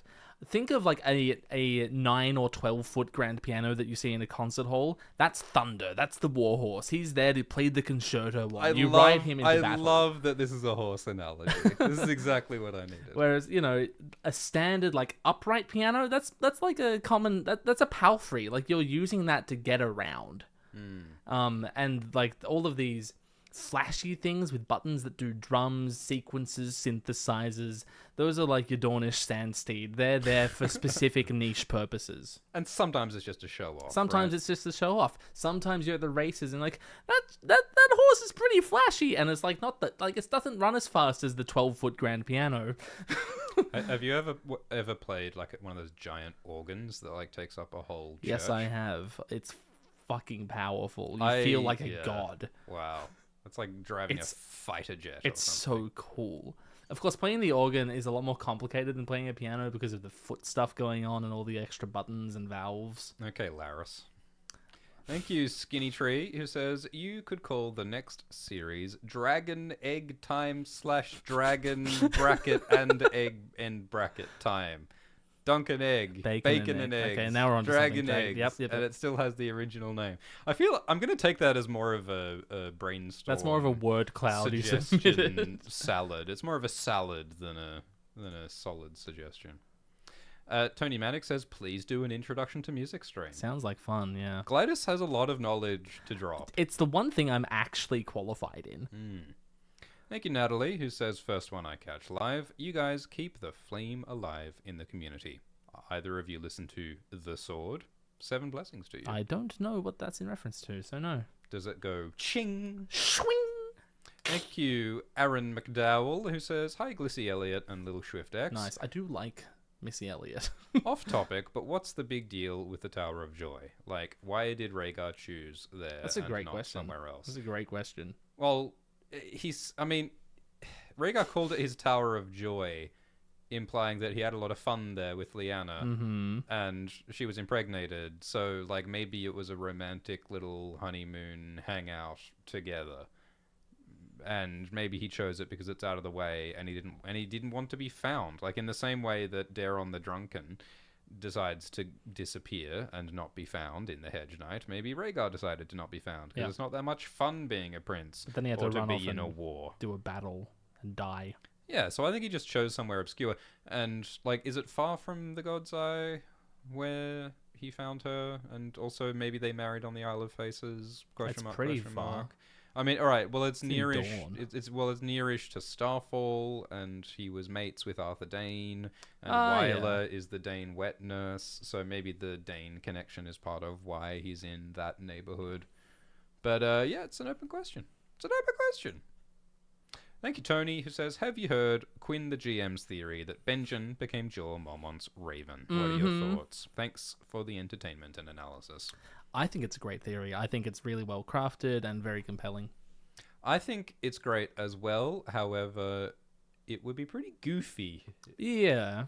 Like imagine poor John's reaction finding out that my beloved Uncle Ben is a bird now.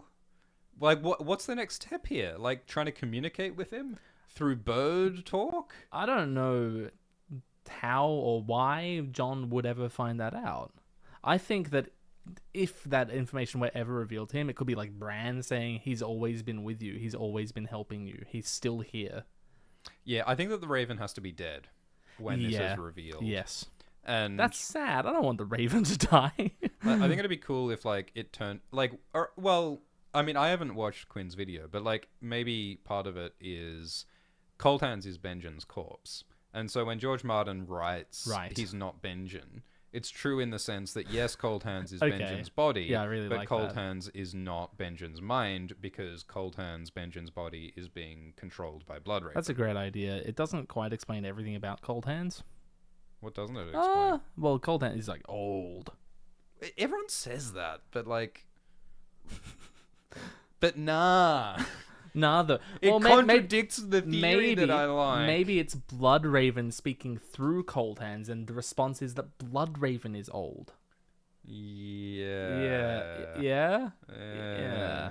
Look, I mean, Benjen disappeared in book 1.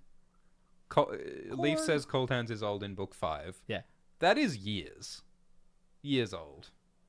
It's Leaf not saying it. Leaf's a child of the forest. She, like, her is years old to Leaf. Yeah, they killed him long. Well, she says they killed him long ago. I think a few years is long ago. I mean, in terms of how long you've been dead. Yeah, true. Like a corpse is long dead. I think 3 years is a long time to be dead. I think Cold Hands could be Benjen's body controlled by Blood Raven, and Benjen's mind is in the Raven. I think that. That's pretty cool. I think that could be it. But I haven't watched Quinn's video. You should. I should watch it. It's not that long, and it's very compelling. Thank you, Scarlett, who says Jasper in Deadland, Hadestown, Heathers, Venice. Haven't heard them all, but yeah. Did they make a musical of Heathers? Thank you, Canon Chaos, who says we need an egg cooking style tier list. Well, we should get Dexter on to talk about how to cook eggs. That'd be awesome. Yeah. Thank you, Spare, who says, AGNS, been watching for years. I saw you were live as I'm cooking some drunk brats. I have no further follow-up questions. No, don't ask. I had a theory that I wanted to ask, but I forgot. So I will ask, who is your AFL team? I barrack for St Kilda. Up the Bloods is what you'll get from me. Port. Like the wine. Thank you, Speedy Boyley, who says, what do you think about Howland Reed walked into Arthur Dane? Oh my god. So what, we're like gonna go to Greywater Watch. And it's just Arthur Dane's body. Arthur Dane is there. Like, why? But he's dead. He's like, dead. Arthur so Dane's Howland. Reanimated corpse with Howland, who was alive. Like, what? Why? Like, what does that add Howland to the Reed did not story? die. Unless he's also secretly Mance Raider. I don't like it. I mean, look, how about this? What if Howland Reed used skin-changing magic to distract and disable Arthur Dane during the combat so that Ned could kill Arthur Dane? Right, like Bran walking into Hodor to take advantage of him. Yes, and Game of Thrones just sort of like twisted that into, we don't want magic, so what if Howland just stabs Arthur in the back? Maybe that's it. And that explains how Jojen gets his green dreams. Like, it's genetic through Howland. Yeah. Free yogurt, now that's something I do Where? Yeah. Hi, Glide plus Shy, long-time listener, first-time caller. This isn't a phone call. You understand that, right? Thanks for all the content over the years. Any interest in the new show Pluribus? We've already talked about that. I like that show. I think I will like it. We should stream about it. Nuisance says Swifty is onto something. Why is music theory so asymmetric? Is it wabi-sabi? Also, there's 7 notes split into 12 equal parts, and that's an octave, and why are pianos segregated? It's too many numbers. Yes, there are a lot of numbers in music theory. That's one of the main things that deters students from continuing is, I thought this was going to be about playing a trumpet or singing a song, not about numbers. Yeah, that's a lot of numbers. Thank you, Scarlett, who says Disco Elysium playthrough. I have started but not finished Disco Elysium. I would love to finish Disco Elysium. It is very interesting writing. I also think I'd be very interested in Disco Elysium. I want to play so many games and I want to stream so many games, but I also want to experience them privately. as well in many cases. Yeah, I think there's a lot of YouTubers who start gaming channels because they're like, I like video games, I like making videos, why don't I stream myself playing video games? And then they completely start different. streaming themselves playing video games, and then they realize, oh, it's not as much fun when I'm streaming myself doing it because I have to perform and it's not relaxing or for me anymore. Yeah. Thank you, Liam, who says, I'm in a bit of a reading slump. Any recommendations from the two of you? Books I enjoyed include Arsewife, Dune, Witcher, lots of Lovecraft, and PKD stories. I'm a fan of short stories because you can get little tastes of so many different things. And I've read a little bit of Ted Chiang and Le Guin and stuff lately. Ooh, Terry Pratchett might be up your alley. Yeah, Terry Pratchett's always if you're into fun. some funny stuff, some fun whimsy. Oh, yeah, but get a bit of whimsy up in ya.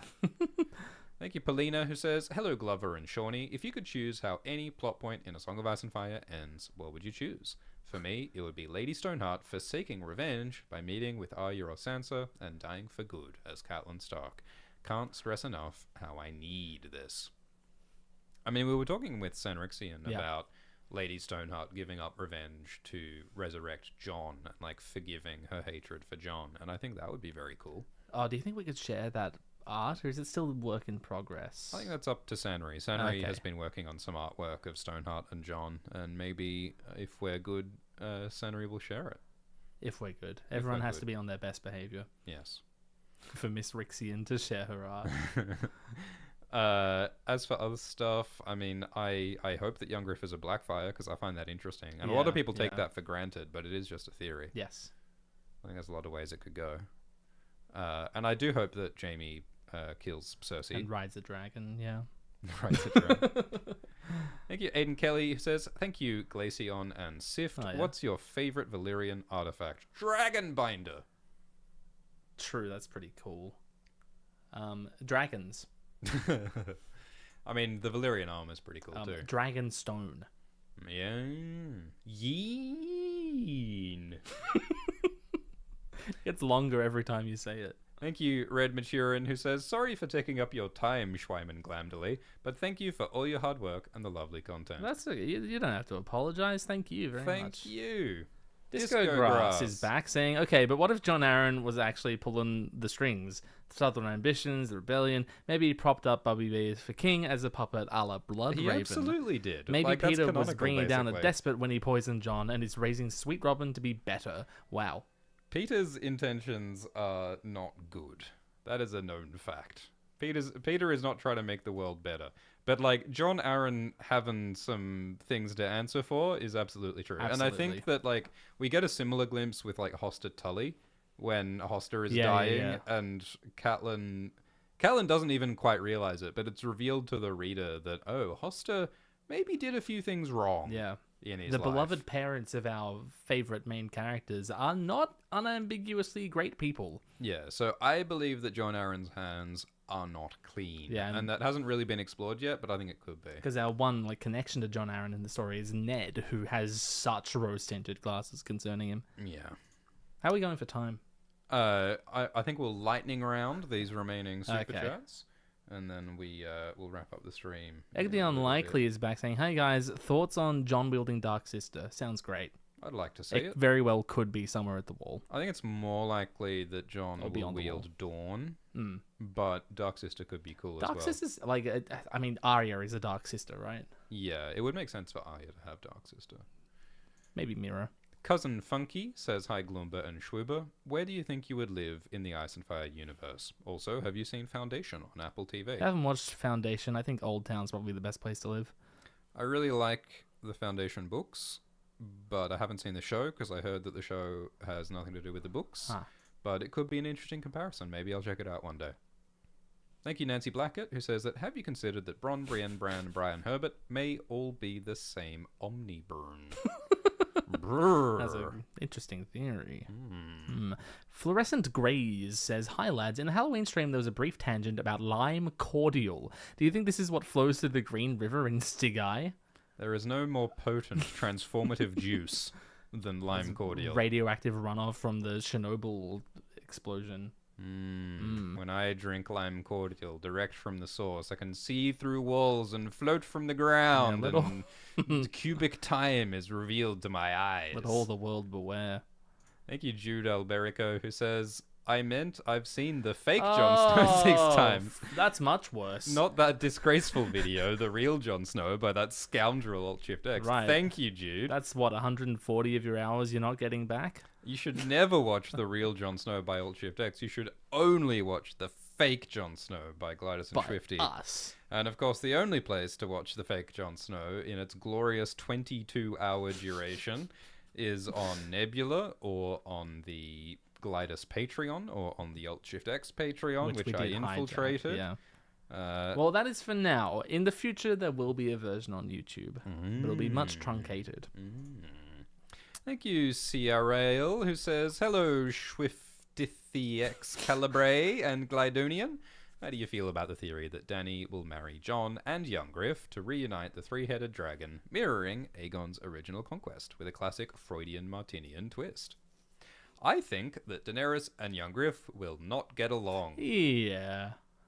I think that the story of the Targaryen and Blackfire alliance, which we hope that Aegon is, that Youngriff is a Blackfire, isn't that they'll come together through a nice happy marriage with a bow tying everything together. I think the throuple that could have been is a ghost that will sadly never happen.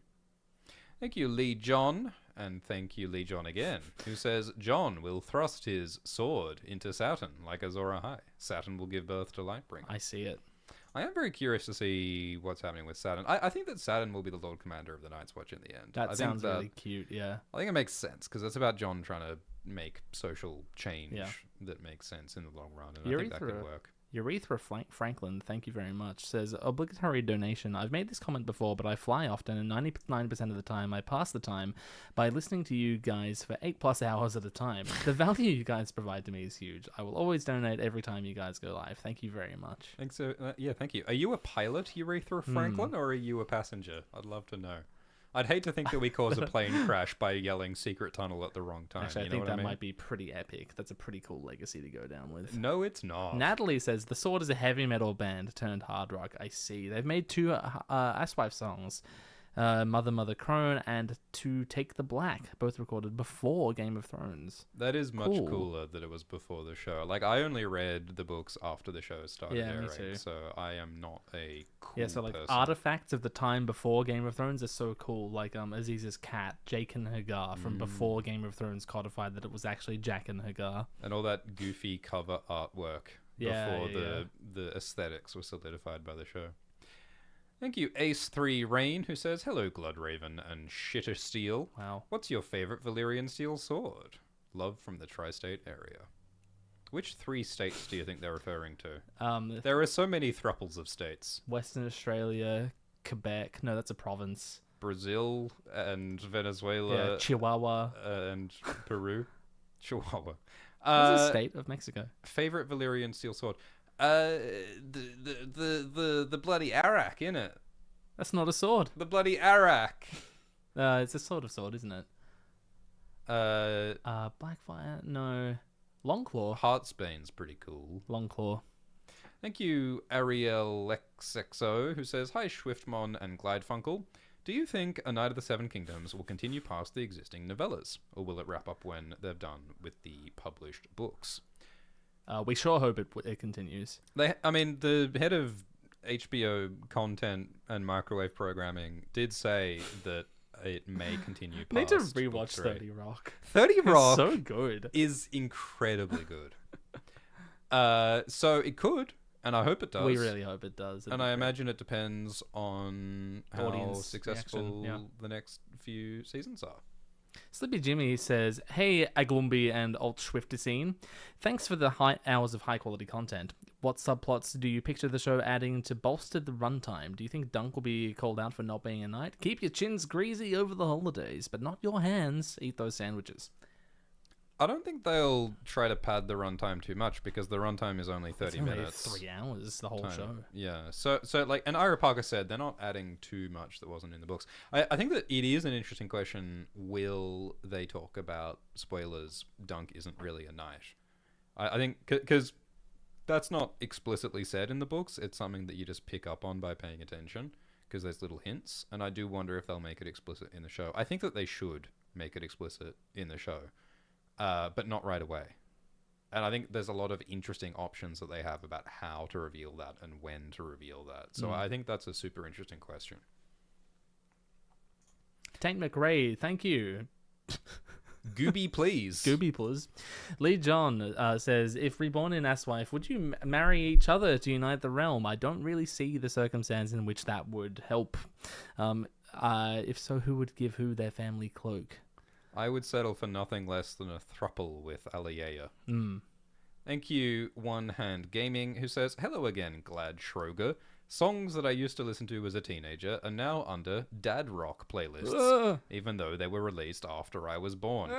What does this mean? Am I in a Twilight Zone episode? Mr. Brightside is a classic now. I think after you turn 30, you enter this parallel universe where everybody is gaslighting you into thinking that you're old. It's not true, of course. No, so it'll never be about true. it. Don't worry. 30 is the new 17. The back pain is purely illusory. Thank you, DKM Actual, who says, I love you, goobies. Okay. Thank you. Ronak P. Cleary says, morning, Schwink and Glunk. What marsupial is on your sigils? Rock Wallaby. Rock wallaby. I do love a rock wallaby. Yeah. Mine is the pygmy echidna.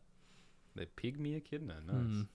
Zachary Reiner says, hey, Shield and Glaive, did y'all talk about the A Feast for Crows Illustrated Edition AI stuff? I guess we haven't talked about that publicly, have we? We haven't. So they released a 20th anniversary special edition printing of the fourth Game of Thrones book, A Feast for Crows. And when it came out, like, it's meant to be this deluxe, like super deluxe, lovely edition with all like these the first three were. special custom illustrations. And yeah, the first three are really nice, and they have these lovely custom illustrations. And when the fourth one came out, everyone noticed that, oh, these illustrations are shit. And not only are they shit, they look a bit like they might be AI generated. And there was this sort of weird series of statements made by the artist, Jeffrey McDonald, and by Raya Golden, George's minion. And the art director for Fever Dream, or something. She's in charge of something like art curation. We won't relate the whole sordid tale, but like it's just a really shitty situation where a bad product was released and no one can quite agree on the truth of whether it was AI generated or not. And and if it was AI generated, there's a special irony to that, because George Martin is currently suing OpenAI because he's cross about how OpenAI has infringed on mulched copyright. everybody's work to sell back to us in the form of misinformation slop. Yeah. So it's just sort of an embarrassing, shitty situation for everybody involved, isn't it? And no one quite knows the exact details, or even vague details, or even vague nothing about what's going on. Yeah. I think that George Martin's team landed on saying that, well, we would not deliberately use AI-generated stuff, and the artist landed on saying that it's not AI-generated, and some people on the internet think that it is AI-generated, and some people think that it's not AI-generated. I mean, for me, the most blindingly obvious issue with it all is that the artwork looks nothing like the characters as described in the book. It's just lapse in quality control, regardless of anything else going on. Yeah, so like the AI situation's a little ambiguous, but what is not ambiguous to me is that the illustrations aren't fit for purpose, in my opinion. Yep. And in my opinion, shouldn't have been published. So I hope that they do better next time. Thank you, Ally, who says, hi guys, happy festive season to you both. Glidus, I loved your version of Gethsemane. Why?